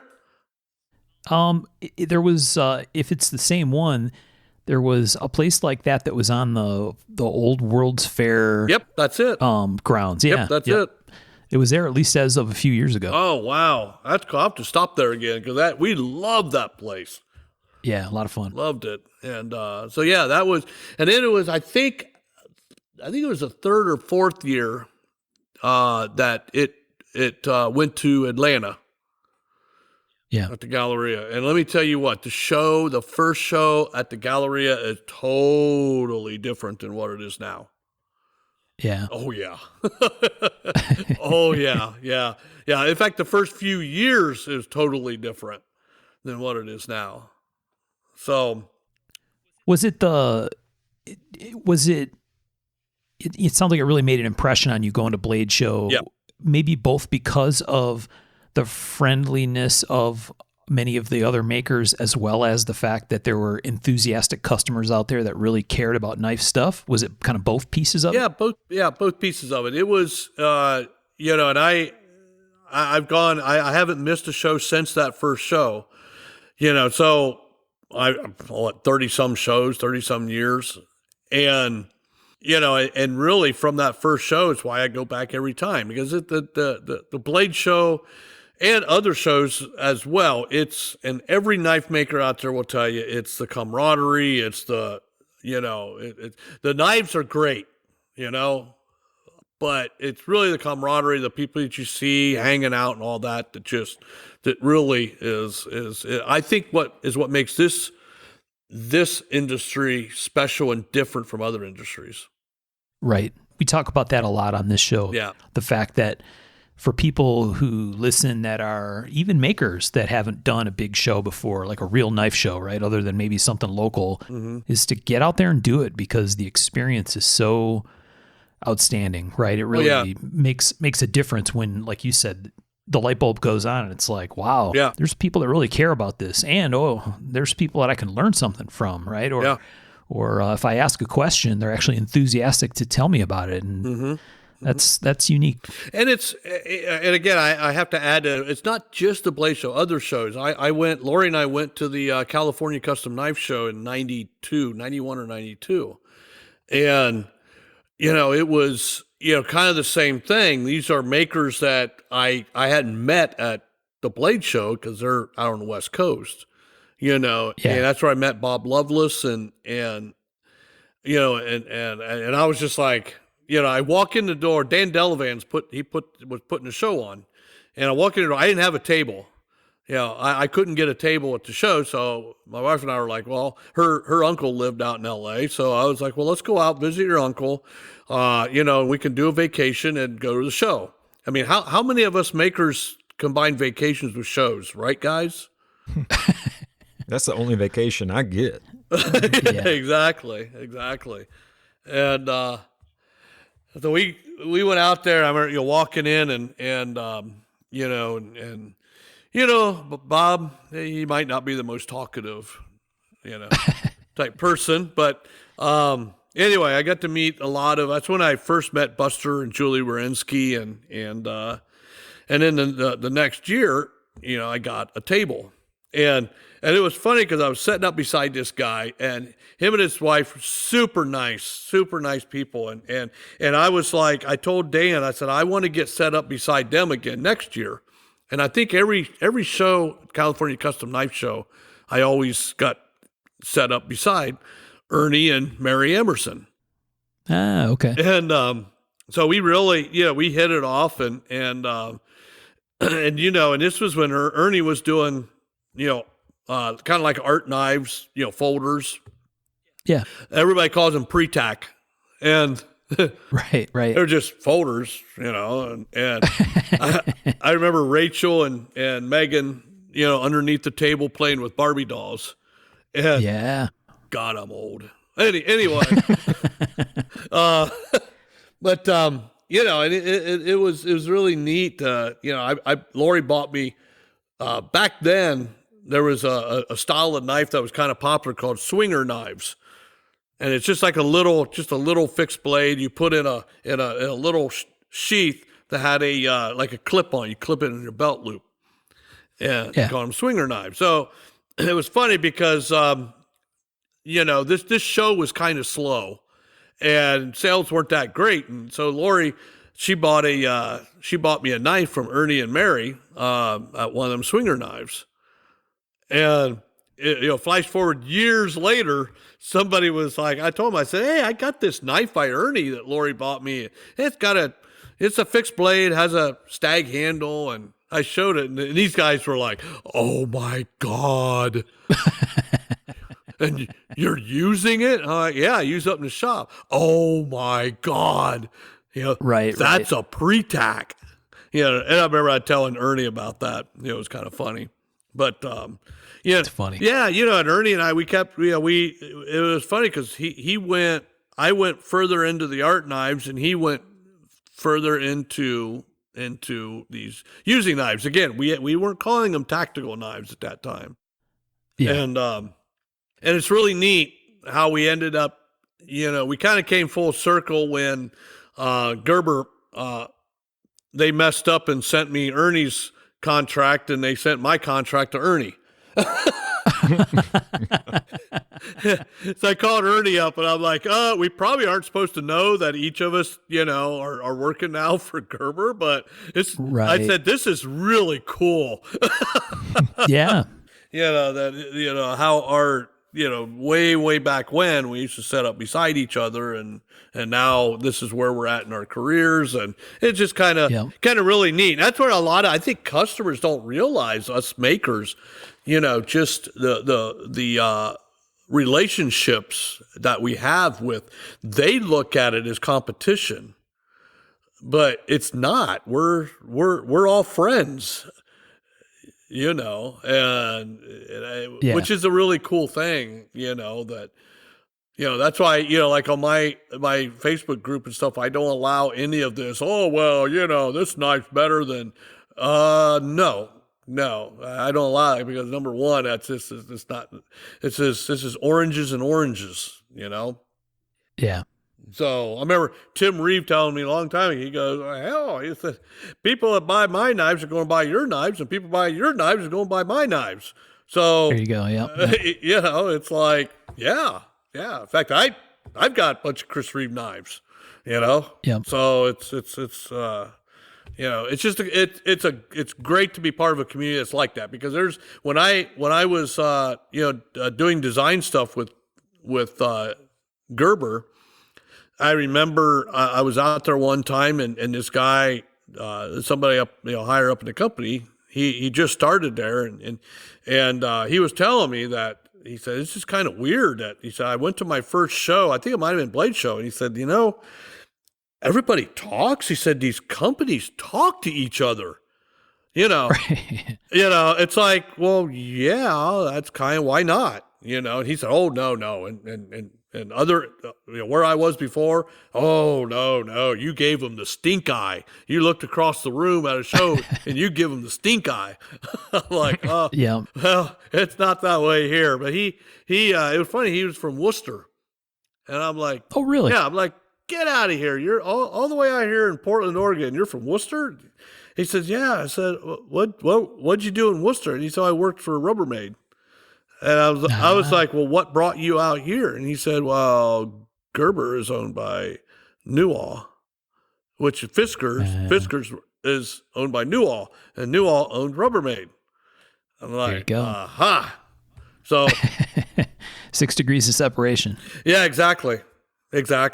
But Yeah. and then you go out to Portland, and it's like, yeah, Gerber's here, across the street's Kershaw, down the road's Benchmade. I mean, it's kind of neat. Yeah. It's kind of a neat, knife mecca area, Right. It's like a hub there. Yeah, exactly. So of course you're gonna, when I went over to Kershaw, I remember, we were walking through the office in one of my visits, and I'm like, Susan, what are you doing? She worked at Gerber, and I'm like, there you go. I'm like, oh, okay, this is kind of cool. So yeah, We have some of that in the car business too. It's like if you had the opportunity, and I have on a few occasions, to go in another company for whatever, certain projects or collaboration things, even with other automakers, it's not uncommon to run across people that you worked with at one point in time or another, because there's just a lot of cross-pollination, right? right. People moving around with same kind of skill sets. Oh yeah. Well, you can see that. That's especially if you're in a more of a niche, type industry, like the knife industry. Yeah, this person that worked for this company is going to go to the other company. It's also knives, Yep. But yeah. So we're going to jump back to where I kind of get off on different. Yeah. So you're doing art knife stuff, right? Ernie was too. Mm-hmm. And so how do you kind of, when does the tactical knife thing come in, and how does that all fit? The tactical knife thing. So I'm trying to think about what time period. So in the late 90s, because again, there wasn't a certain stop and go point. Yeah. It was, again, it really wasn't. The first tactical knife that I seen was at Blade Show in Knoxville. And it was this guy, I was walking through the show, and I seen, back then, everything was mirror polished. It was 440C, ATS 34, mirror polished.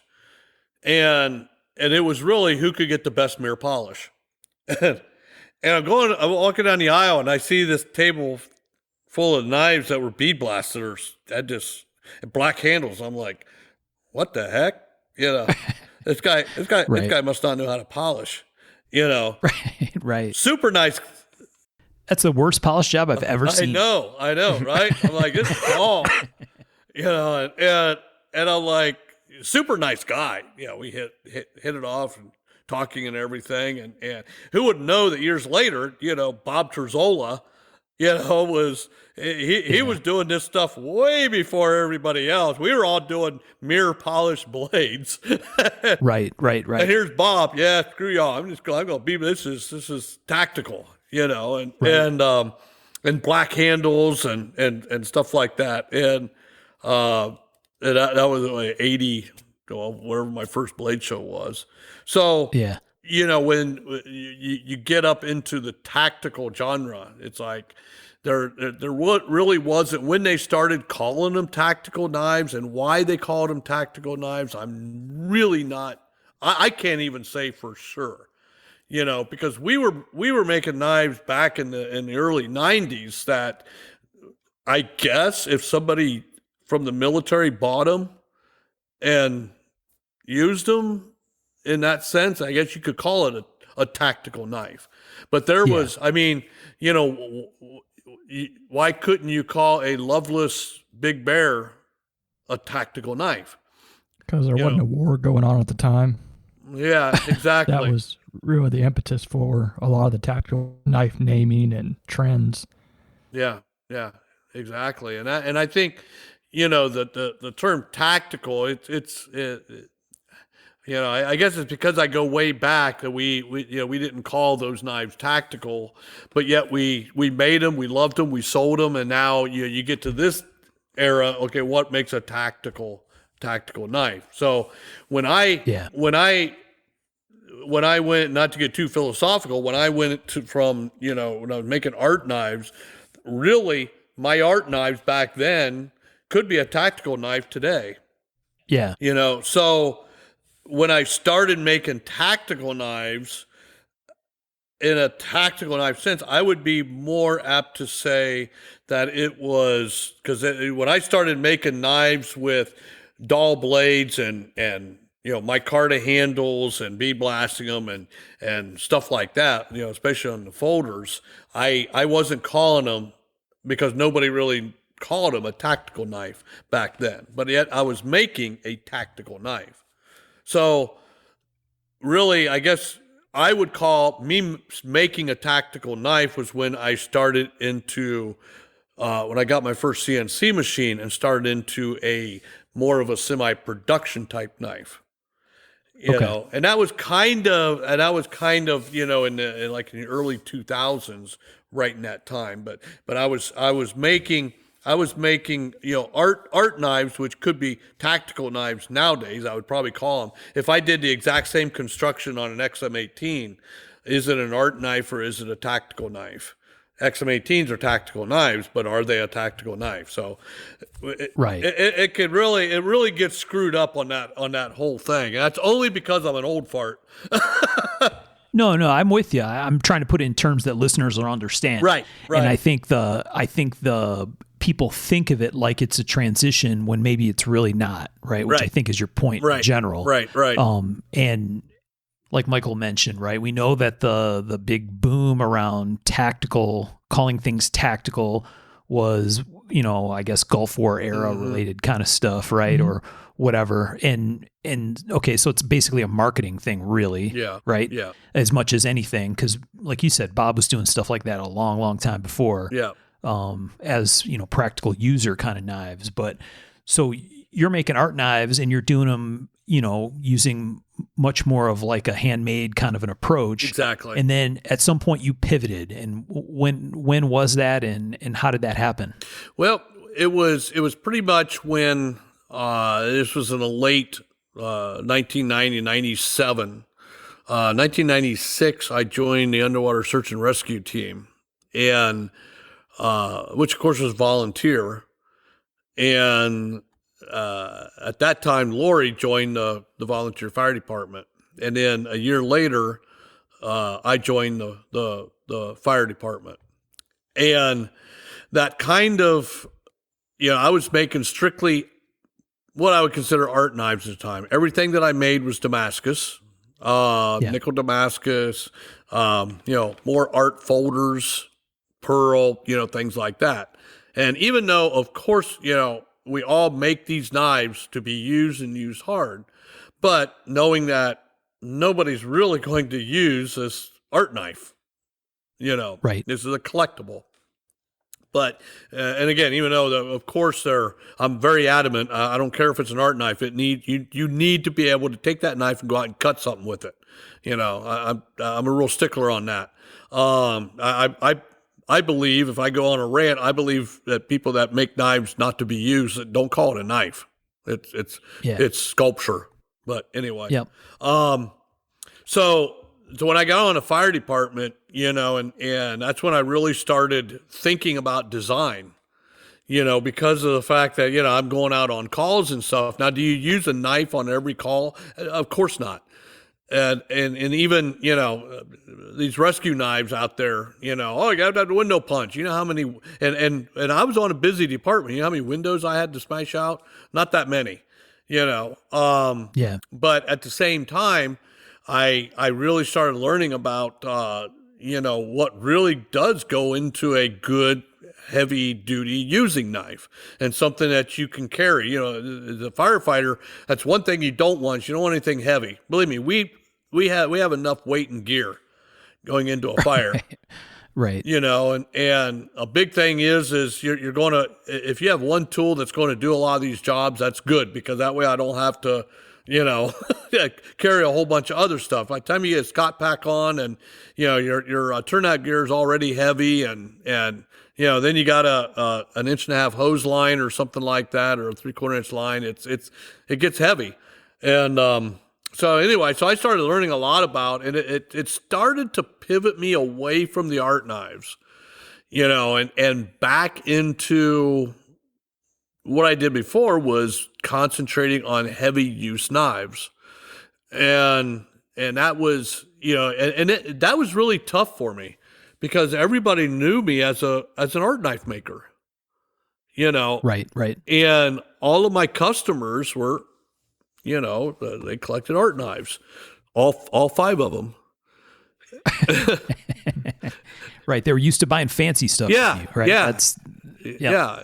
And actually that was another epiphany for me. I'm like, I went to, I can't remember what show it was. I'm like, I'm freaking out because 3 of my 5 customers aren't there. And I'm like, oh shit, how am I going to pay my Jeep payment? How am I going to pay my insurance if I don't sell these knives? Yeah. And I'm like, my whole livelihood is dependent on 5 people. Right. What am I doing here? And starving artist is great, but you're still starving. Yeah, right. Maybe it's not the most robust business plan. Yeah, exactly. So I hate the whole starving artist thing. Yeah. People think you have to starve to be an artist, but you don't. Yep. Yeah, exactly. And the thing about it is I kind of have a real fondness for some of these, no matter what they're doing, and I can tell that,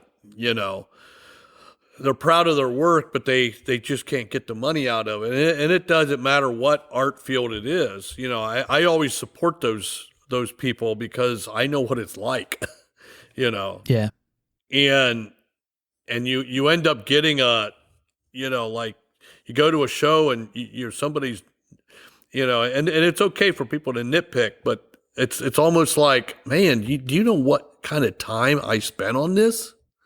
Yeah. And of course, now they look at some of my old stuff and are like, wow, I can't believe you actually did stuff like that a long time ago. And I'm like, yeah, but it was tough, I mean, right. Yeah. It was really, really tough. And believe me, there is a lot of people don't realize, especially where I'm at, the level of success I've attained has only been in the past few years.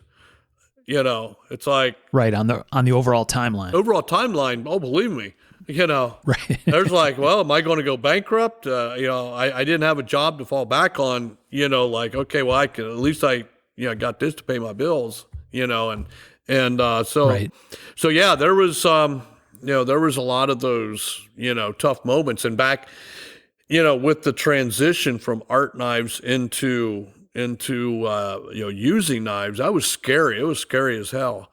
And I actually 1 year I got into contract machining because I just didn't think I was going to be able to make it. I didn't want to make art knives anymore, but I just didn't think I could make it, pay my bills. So I started machining for, local companies.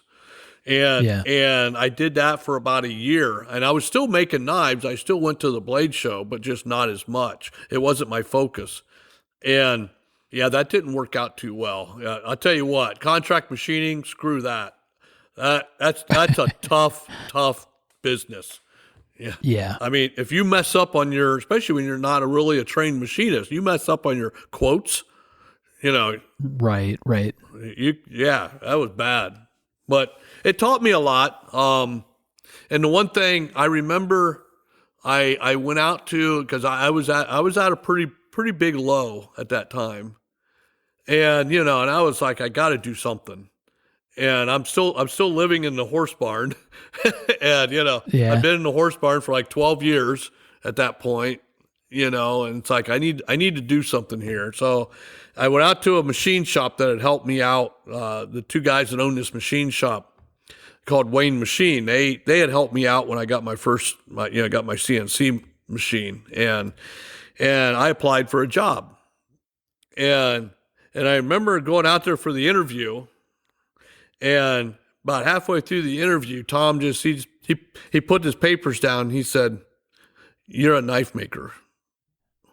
He said, "Go make knives." He said, "You're not a machinist. You're not. This is not what you want to do. Go make knives." Yeah. And I remember going home and telling Lori, I was really dejected. I'm like, oh my God, what am I going to do? And So I kind of went up to the shop and I sat there for a while. And I remember I'm like, you know something? I'm going to make what I want to make. And I guess if people don't want it, they don't want it. I'll work back on the pig farm, whatever, but I'm going to make what I want to make. And so that year, I can't remember what year that was. So I'm working on some of these designs that I had in my head. And at the same time, I had this machine. This was 2001, and a CNC lathe.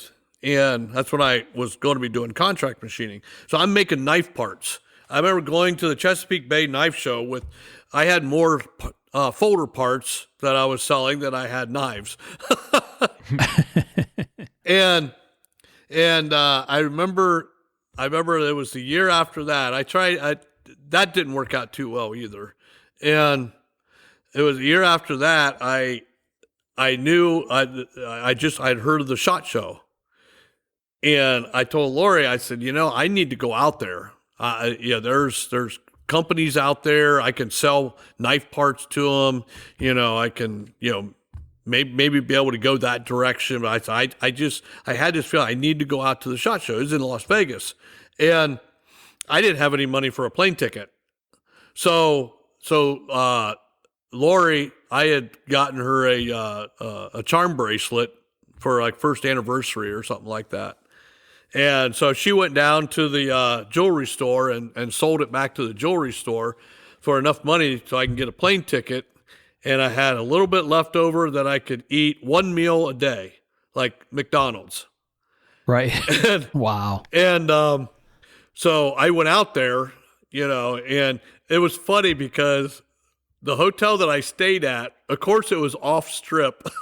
And yes. And I can't remember I think it was the Frontier. And anyway, my room was in the back. Yeah, it was pretty sketchy. And so I went to the show, and I remember I met the guys at Kershaw and talked to the guys at Gerber and made connections. And I ended up doing some work, like engineering type work for Kershaw. And really my success with the companies goes all the way to that show. And, that's why I tell people, they're like, oh, it must be luck that there was no luck in that. Yeah. Right. No luck. That was sacrifice, and I didn't know that it would get me, what it got me. Because when I started, in my first collaboration, which was with Gerber and Benchmade in the same year, they already knew me. Yeah, right. And the only reason they knew me was because I went to that show and, and was talking and, meeting people from the companies and stuff like that. So when they seen Rick Hinderer, they're like, oh, that's that guy. Yeah. So, right. Of course, we had to sell that charm bracelet. She's gotten that back and then some. So that was a good investment on her part. But yeah, right. But that's just it. And my story is not unique. There's a lot of people that that's what you have to do. It's just what you have to do. Yeah. But anyway, that was that during that transition period, from art knives into, what I called at the time using knives. Right. You were kind of trying to find your place in there, right? Yeah. It wasn't art knives anymore, but where exactly was it that was sustainable? Right. Yeah. And like you said, the networking thing is huge. I think that's true in any industry. And I think sometimes people really overlook that yep. Simply making the connections and talking to people, and, spending a little face-to-face time can make a huge difference. It's huge. And huge. Yeah. Yeah. And it'll really pay off later. And, not in every case, but certainly in a bunch of them. Yeah. in a bunch of them. And it's, you're not going to make that break if you're not there, Exactly. and maybe you won't, but it's like when I was on the fire department, I would tell these young guys that, when you make a, when you're on a scene, you have to make a decision. If you don't make a decision, it's 100% chance you're going to fail. Right. If you make a decision, it's 50-50 chance that you're going to be either right or wrong. So it's just like, you going to a show or whatever in a business, and especially knives, you need to be there. No matter whatever capacity you're looking at, whether it's going to a hammer in a symposium or whatever. I mean, that not being there is guaranteed you're not going to meet that person that may someday be like, oh yeah, I remember that guy. He's pretty smart. He has a great personality. Let's talk to him. Yeah. And when I got the call from Ron Robley from Gerber, that's pretty much what it was. He remembered me. Yep. And so, yeah, it was, and I met Ron at the show, and Ron and I talked about this guy over at Kershaw named Ken Onion.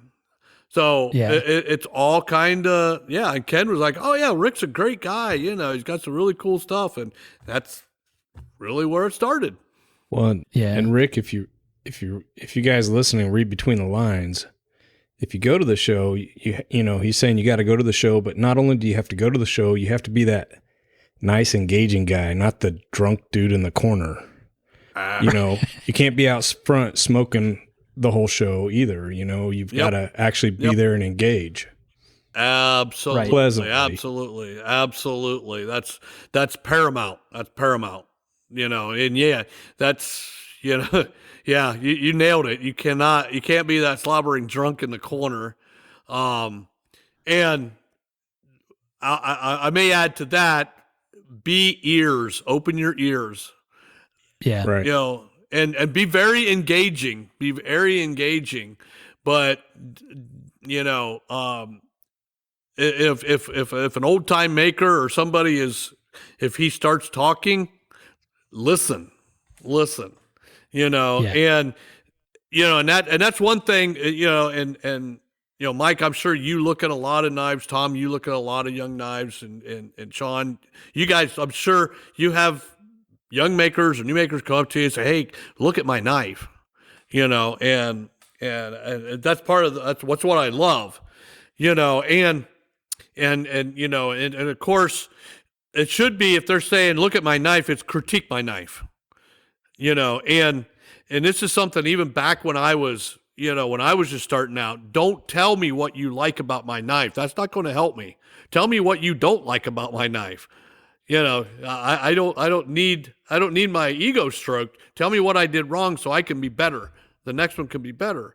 And I've had a couple that come up to me and they go to tell me how great they did on their knife. Mm-hmm. And I literally can't get a word in edgewise. It's like, this here might be, I can't even get a word in edgewise because they're like, but I got 5,000 people on Instagram. They all say they love it. It's like awesome. Like, Yeah. and I guarantee I'm going to be, and most everybody's going to be like, oh, great. Keep it up. Yeah. I usually ask, do they want me to check it out or do you want an opinion on what I really think about it? Because sometimes they don't want to know. They do want just the affirmation and the pat on the back. Yep, exactly. And that's just it. It's like, oh, Mike Birch said this thing's awesome. And it's like, but again, that's not going to help you out, and I think, in a way, some of that on, the internet's great and the internet sucks, and I think, I look again, I started making knives and doing all that before the internet, and back then we didn't have the ability to make a knife and finish it up, take a picture of it, and instantly you're in front of millions of potential buyers. Back then it was, or not even potential buyers, but feedback. Back then it was literally you make a knife and maybe you take a picture, you have, Jim Wire take a picture of it and you send it to a magazine and hope they put it in a magazine, or you buy an ad, which is like $450, $500 and wait for 3 months for it to come out. And otherwise you had shows. So you make these knives, you go to a show and you talk to a maker that was, an established better than you maker, and they would help you out and stuff like that. Whereas nowadays it's, you have this, oh, here's this knife. I think it's a knife. I know it's a knife. It's gorgeous. It's lovely. And you put it out there and please tell me it's gorgeous and it's lovely. And it's, and in essence, this knife won't cut shit. It won't do this. It won't do that. But this person, how is this person going to get better when everybody tells them, oh, brah, that is awesome. Right. And it's like, I think that's a bad thing for the industry. It's like, because it's like to get better, you need, believe me, I can look back on a lot of my advancements, and it was because of somebody telling me, it's like, dude, that really doesn't feel very good. Right. Instant feedback. Okay, I'm going to go back and I may not know what to do, but I'm going to do something. Yeah. I think the internet's taken it even farther, because even, quote, better is subjective anymore. Mm-hmm. I mean, we all have kind of real funky stuff that you're like, I don't understand. You think that's kind of a starting point, but that's just kind of their knife, and they have a huge following, and, but I guess if their customers are happy and there's not really much, you can say or do about it. Right. And it's very strange anymore. Right. Well, and yeah, and it is, and as far as us makers, it's not my job to say otherwise.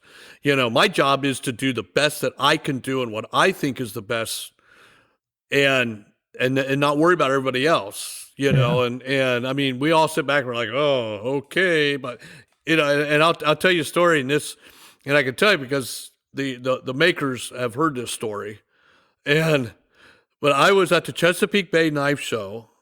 And that was back when I was, struggling to, define what I wanted to do and selling knife parts. And it was a dead show. And I'm behind the table and I was like, I'm going to go out and walk around, stretch my legs. And I'm walking around and I see this big crowd of people around this table. And I'm like, damn, they got something going on over there. Wonder what they're making. They must have some really cool shit. So, I remember I walking over there and I'm trying to peer through everybody and I'm looking, I'm like, well, hell, all those knives, they aren't finished. They like got cord handles, and I'm going to go back to my table. I'm like, what the hell? I got these beautiful, bedazzled, pearl and all this. And these guys are selling knives like crazy. Oh, what the, And then I remember going back to my hotel room and I'm sitting there, I'm like, wait a minute. They're doing a really good business. They're selling a great knife. It may not be what I would pick, but at the same time, it's like, they're selling a good knife. They're meeting a demand for the public that wanted these knives. And those two guys were, Dwayne Dwyer and Mick Strider. And who now are great friends of mine, and I've told Josh that story. He just laughed, and I'm like, but that was a big. I started thinking, and I tell people this, and the reason I tell them that story is because, don't worry about what everybody else is doing. Worry about what you're doing, And because when I started, I looked at they made a knife that, a customer didn't care about scratching it. They didn't care about. This was something that they're going to use it, and why not? Why not for them to have a piece of that industry? And that's when I really started looking into my designs and what I'm doing. Don't worry about what everybody else is doing out there. Do what you do. And I've even had one maker kind of got mad at me when he asked me about how I do my locks. And I told him, I said, well, why do you want to do my locks? Why don't you come up with something? Build a better mousetrap. That's how we advance in this industry. And it's like, I want to help people, but that's part of me helping is, do something you may by thinking outside the box, by not knowing why this works this way, how this works, and you start working on something to correct that, not looking at, well, they do it this way. Then all of a sudden you come up with something at all of us is like, damn, that's awesome. Yeah. And we as an industry advance because of that. I want somebody to build a better mousetrap than what I built. And it's kind of, I was just telling this with somebody from a company here a couple of days ago, and I don't watch that much TV, but I went down to the house and Lori was watching a show, and it was Ozzy and Jack. You guys remember that show? Yeah. Mm-mm. Ozzy Osbourne and his son Jack, they'd go off, and Jack would take Ozzy to different places, and it was like a reality show. And one of the episodes was Jack was taking Ozzy to meet one of his, a big fan, which was also a Ozzy Osbourne like cover person. He sang Ozzy songs. He was like an Ozzy impersonator, and it was kind of funny. They're driving along, and Ozzy's like, "So where are we going, Jack?" And Jack's like, "Oh, we're going to meet this guy. He's a little man." And Ozzy's like, "Oh, you mean a midget?" And Jack's like, "Dad, you can't say that," And so he's like, "The little people." So anyway, they go to this restaurant, and and they're eating, and you could tell that this guy's like enamored. This is like, wow, I am eating lunch with Ozzy Osbourne. All of us would be like, holy crap, this is And this guy's like, "Mr. Osborne, if there's any advice you can give me on my musical career, on how I can advance my career and be somebody in the music industry." And Ozzy, he's sitting there taking a bite of his sandwich, and he gets done. He just looks over and he says, "Don't be me." and that was so telling. And then Ozzy went on to tell him, he says, "Look," he said, I created Ozzy Osbourne. I created my music, my style, I didn't do somebody else." And I'm watching that, and I'm like, that is so awesome.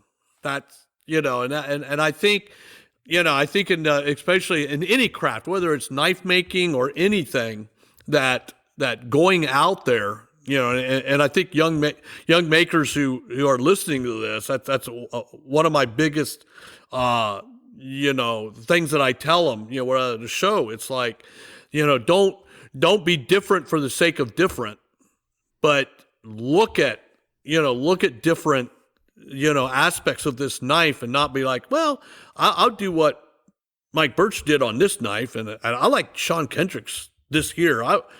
Don't do that. Shut all of that out. In fact, Fred Carter, who designed knives for different companies, he did not subscribe to any of the magazines. The reason is because he didn't want to be influenced by anybody. And these are silent influences. These are, and I guarantee every one of us, we could sit down and draw a knife, and there's an influence that you don't even think about that'll end up in it. Mm-hmm. And I've done it. And because I understand what Fred Carter was doing about that, because then everything that he did was totally fresh because he had no outside influences. And that's where I've seen some knives that some of these guys are coming out with, and some of them are like, okay, it's he's got a design element from this person, but seeing something fresh, and I've seen some fresh ideas out there. I'm like, wow, that is freaking cool, because of the fact that is fresh. That's fresh to the market, and that's how we advance, I think, as in the knife industry and knife making it in whole. But I know I got probably way off track. That happens. It's all right. I think, ultimately that's what you ended up doing for yourself, right? Yes. Okay, you're making knife parts, and you get you have this experience seeing Mick and Dwayne doing their thing, and the kind of light bulb goes on. Yeah. and you kind of have to pivot a little bit. Yeah, right? yeah. So it kind of that era, with when I seen what Mick and Dwayne was doing again, which was awesome. I think right after that I bought one of their knives. I was like, this is cool, Right? And and the fire department was really kicking in, and a lot of the design things that I was coming up with that I thought this is really, really has legs, and then Les Diastis called me and asked about coming and being on the design team at Benchmade, and that was fun. That was probably going out. Benchmade at the time had these design meetings, and all of us designers, we'd go out and we'd have like a forum. It was really, really fun. I was gonna say, that sounds cool. Oh yeah, it was great. It was neat because we'd have to like get up on a stage in front of everybody like a podium and go over our design and everything, and it just I'm standing there trying to talk, and Mike Snowdy's making faces, and it's just like it's just great fun. But anyway, so around that time is when I started to really look into some the different design stuff, and mostly with my folders. Even though my first design with Benchmade was a fixed blade, but I was I was contacted by Ron Robley at Gerber about the same time. And so I kind of had both of them that I had some stuff that I was doing with, and but it was still a lot of the influences, and some of that came from like from the fire department, like the lock bar stabilizer, on a frame lock, that was directly from a call. I mean, I overextended the lock bar closing the knife. When you're using turnout gloves, which are real heavy, and you got a lot of adrenaline. I went to close the knife and overextended the lock bar, and the knife was useless at that point. And not only useless, but it was dangerous because now it can't stay shut, it can't stay open. It was a bad thing. And so it's one of those light bulb moments, like, okay, this needs to be fixed. And it was about that time when I was talking to Ken, and we were talking about the flex on lock bars. And not flex outward, but flex upward toward the spine of the knife. And it was funny because I remember I was on duty, when I made my first prototype and tried out the lock bar stabilizer on a frame lock. And I called Ken up, and I'm like, and he's like, I'll be damned, you figured it out. And I'm like, yeah, and it was two friends just, and Ken's got a lot of mechanisms, and it was two friends talking. It wasn't two knife makers. It was two friends just like, wow, this is really cool, and it's kind of intoxicating. It just started from there, and then the designs just really, that is when I pretty much knew I was into a different field. Yeah. And so at one point you had the CNC lathe, and you must have added a mill at some point. The mill came, actually, mill came second. Okay. So the first CNC lathe was a little bench top. It's called a South Bend Model 612, and it's actually a schooling lathe, and it was a CNC. I bought it from a machinery dealer north of Chicago. Drove all the way up to north of Chicago and got it and back in one day. Yeah. And so I get it and I put it in the shop, and I'm like, okay, I'll turn this thing on. I didn't know what an M code was, a G code. I knew nothing about CNC. Yeah. And the reason why I bought it was actually to make pens.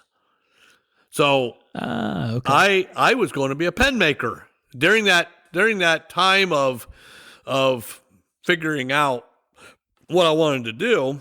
I had a customer, a knife customer. He asked if I could make him a Damascus pen, and I was like, "Sure, why not?" Right. And so I made a billet of a bar of Damascus and turned it on a lathe, and manual lathe and made this pen. And it was actually a really cool pen. I ended up going over to the Middle East, is what I heard later on. And I inlaid lapis in the back end of it, and it was fun. I was like, hey, this is kind of fun. And so I actually went to a pen show in Columbus, Ohio, and after the pen show, I had to stop at a bar and watch football and drink beer and manly things. But anyway, clean up your pen business. Yeah. I was like, okay, it was neat. I mean, they're beautiful pens out there. And I remember about that time, Lori and I went to Toronto to see that play, Phantom of the Opera, and we went to the Toronto Mall, which is a huge mall. And I'm sitting there, and we walked the mall, and I'm like, I don't see a knife store, but there's a pen shop. So what does that tell you? Make pens. Yeah. There's a lot more pen buyers than there are, knife buyers. And these are 20, 30,000 LeMay pens and Mont Blancs that are like $10,000. I'm like, oh, I can do that. Right. So I had another customer who sent me a LeMay pen, and it had these weird threads on it, it had a quad lead thread. And I was talking to a friend of mine. I said, how do you do a quad lead thread on a lathe? And he said, you could do it, but actually it's easier just to get a CNC lathe. And I'm like, okay, well, what's this CNC? Yeah, he said, well, it's computer. I'm like, okay, I'll buy one. So I sunk myself in debt, got this used lathe, and I'm trying to learn how to run it, and of course the first thing I wanted to learn was how to thread, because that was the big thing. I need to thread with this thing, and I could not get this thing to work. I'd program it to where the axis would come down, the x-axis would come down, it would stop right in front of the part and just stop. And for 2 months, I'm trying to figure this out. I'm doing something wrong. And I'm reading books and getting into the code. So I called up South Bend Lathe, and the guy says, he said, bring the lathe out and we'll work on it. I took it out there, and he called me up a couple of days later, and he said, oh, it's the encoder. And I'm like, what do you mean? He said, the encoder's bad. And I'm like, you mean I've been pulling my hair out for 2.5 months and it's a part that's bad? Oops. Yeah. Ever since then, I always bought new. And so anyway, that was my first CNC. And then I thought, well, hey, that was fun. Let's go back to the bank and ask them for $78,000. So I bought this mill, Fidel mill, and I still have it, and it still works. It's still in use in the shop. And I'm like, okay, I get this brand new mill in, and again, I have no idea how to run it. And the very first thing that I cut with it, I took a piece of wood, put it in a vise, and I made a square. I milled a square. Yeah. And I'm like, wow. I ran down, I grabbed Lori, I said, Lori, you got to see this shit. Look, what? And she's like, okay, you milled out a square. I'm like, I know, isn't that cool? I pushed this button, and it automatically changed the tool. It went down, and it milled this square 2 inches in X, 2 inches Y minus, and 2 inches X minus, and Y plus 2. Isn't that cool? She's like, oh God, we're in bad shape here. She goes, we're doomed. How you gonna make money at that? And I'm like, yeah. That thing about the bank wants their money. Shit.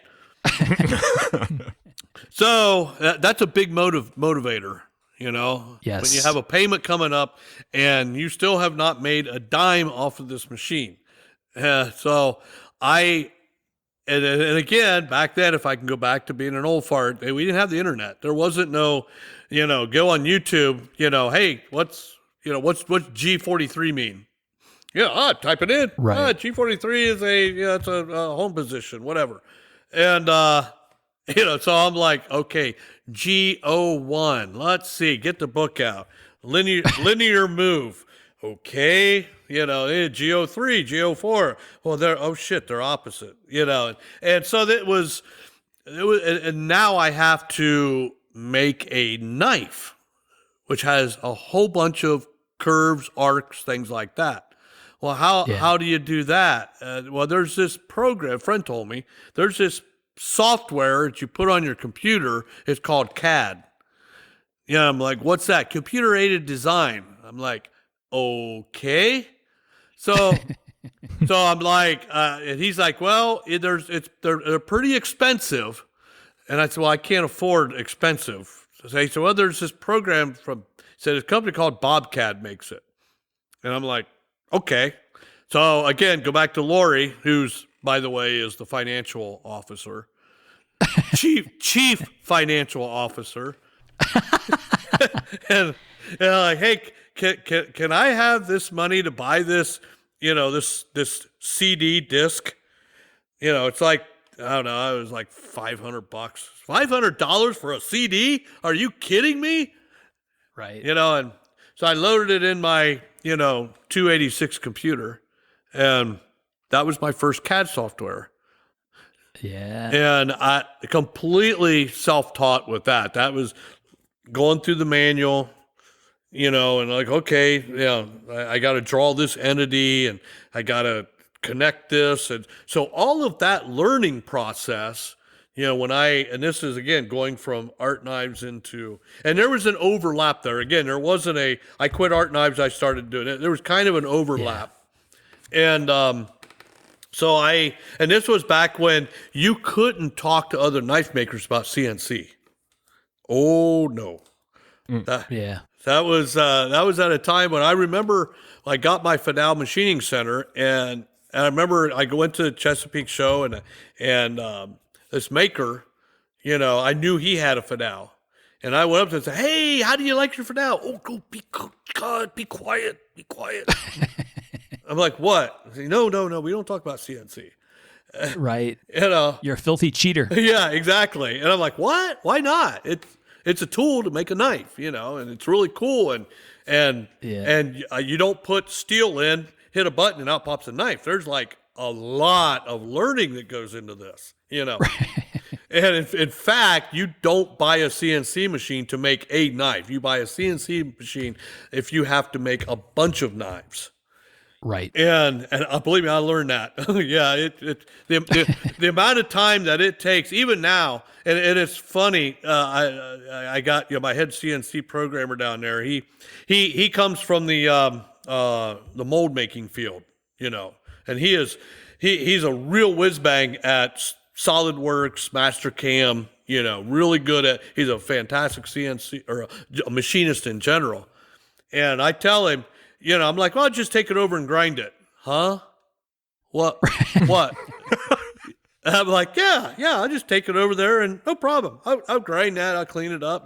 And he just totally bizarre. Like, what? You can actually, and I showed him some of my early knives in my collection, some of my art knives that I bought back. And he's just like, wow. He said, you didn't program that?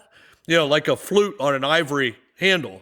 Right. Fluted handle. I'm like, no, I just I took a pencil and I wrote it off, and I took a file and filed it. And he's just totally oh my God, and so there's two different realms there, would completely different realms. And I found that, when I got that first, CAD software, and as anybody that knows electronics knows that just because you pay so much money for a CAD software doesn't mean it's actually going to work. Right. So, and I was completely used to, I would take it, I would draw the knife. What I did for 15 years was I made a paper template. I'd draw it out with a pen or pencil, and then I'd take and cut that out with scissors and put it on a piece of steel and outline it with the magic marker and then cut it. That was my CAD. Right. And it was easy. It was I don't like that arc right there. Grind a little bit more here, and But in CAD, it's you're drawing on a screen. there's no like, it's not one to one, Yeah. So it's really, really difficult. And then this curve, you have no idea, when you draw in a 23.1 inch radii, you have no idea what that's going to, transfer to when you actually hold the knife. Yeah. Yep. So a lot of knife makers, when, back then, when they were like, oh, CNC that, oh, that's just too easy. Oh, really? Come into my shop here for about 4 months and I'll show you easy. So it was weird. It was a while before the knife making community. And I'll even dare say, even today, it's not completely opened up to some of the technology. Oh yeah. I think Michael went through a bunch of that when he got his machine, and there's stigma that goes with it even today, right? Yeah. Where, it wasn't that long ago. He was doing knives the same way you talked about, right? Paper, draw it on paper, cut it out, zoom it up or down in the copier and transfer it to metal and grind away what didn't look like it anymore. Yeah. And, it's been an interesting transition that, like you said, is probably still in motion. Yeah.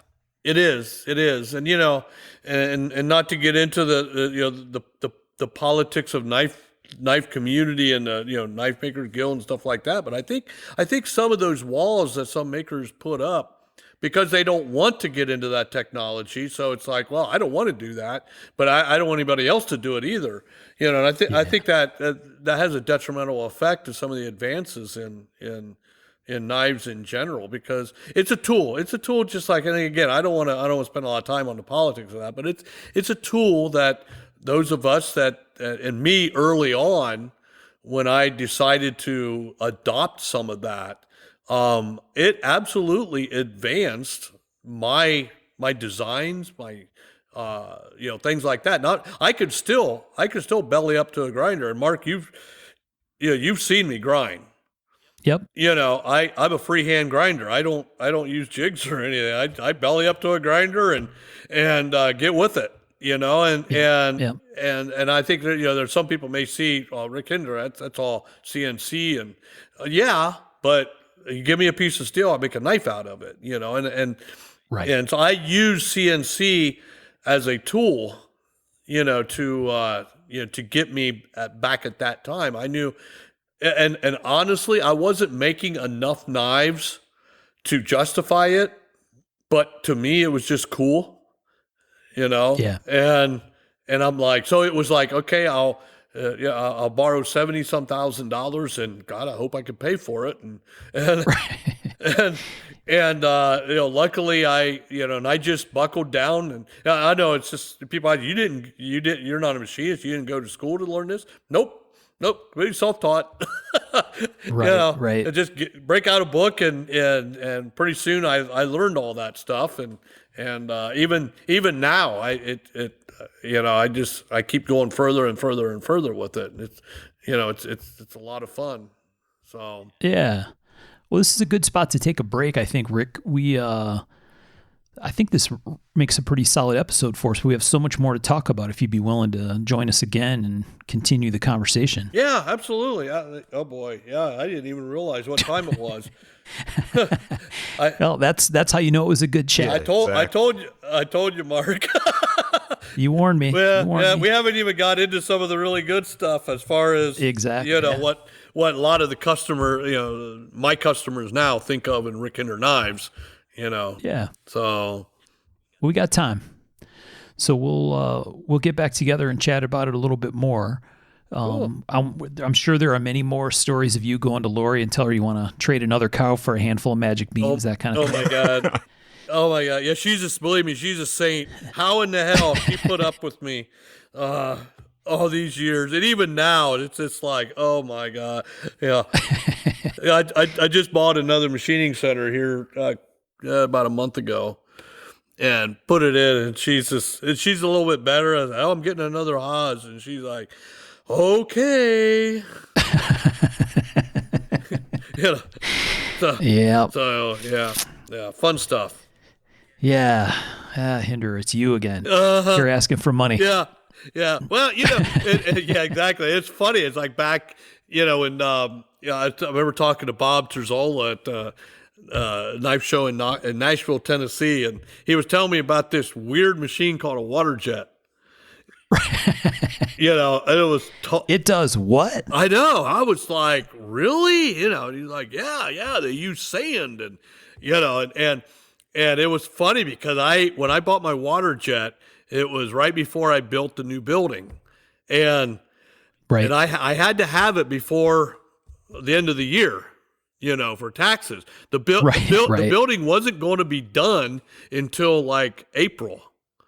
So I put this water jet. This is about $230,000 Omax water jet. I put it in my garage because the garage was kind of heated a little bit. So because I didn't know if there was residual water in the lines. The bad thing about that was not only the fact that I paid all this, but I had to walk past my brand new Maserati or my brand new, Copo Camaro every day, at least twice a day in boxes, in crates. Right. Yeah. Couldn't even play with it. I couldn't even play with it. And we installed it in the shop, and I was like, nobody touch it. It's mine. So new technology. I learned it, and That's what the kids call first world problems, right? Yeah. But it's still, and I don't run it now because I hired a guy to run it. But when I run it, I make a mess of it. Water's everywhere, sand's all over. He gets pissed off because I don't clean it up. Right. But I tell you what, there is something about 53,000 psi that cuts 2 inches of metal. There's something about that. Yeah, that's wild. So anyway, we'll leave that for the next episode probably. Yeah. Yep.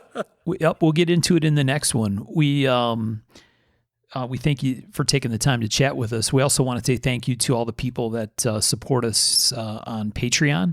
We have a great group of folks who send us a little bit of money every month to help us keep the show moving forward. So high five to all those folks. Derek Obataki from Steel Flame has been incredibly generous with us and providing some merch that we can sell to help support the show as well. So many thanks to Derek and to all of our friends in our Facebook group. We have a bunch of people in there that join us for nerding out, talking about knife things, and give us feedback about episodes. And, sometimes stuff comes out of the woodwork. We'll talk about an old historic piece, and someone says, oh, yeah, my uncle had one of those. And boom, there's a picture of some very cool piece of history in there. So we appreciate everybody in the Facebook group for taking the time to engage with us. I think that's what we're going to call the end of episode 61. Rick, thanks again for taking the time to chat with us. Thanks a lot, guys. It's a lot of fun. Really appreciate it. Nah, dude, appreciate it. Solid convo. Really, really appreciate it, Rick. No problem. It's so easy. Just talk about, oh, wow, I did that. That's kind of. Yeah. It is. All right. Well, we'll follow it up in episode 62, and we'll talk to you next time. Awesome. Thanks a lot, guys. I appreciate it. We'll see you then. Talk to you soon, bud. Look forward to it.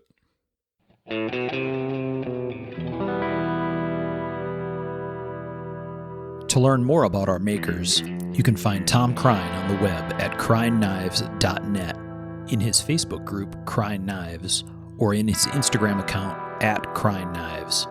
For Michael Birch, check birchtreeblades.com, Facebook group Birch Tree Blade Works, or Michael's Instagram at birchtreeblades. For myself and the Raygun Bead Project, we're on the web at raygundivision.com.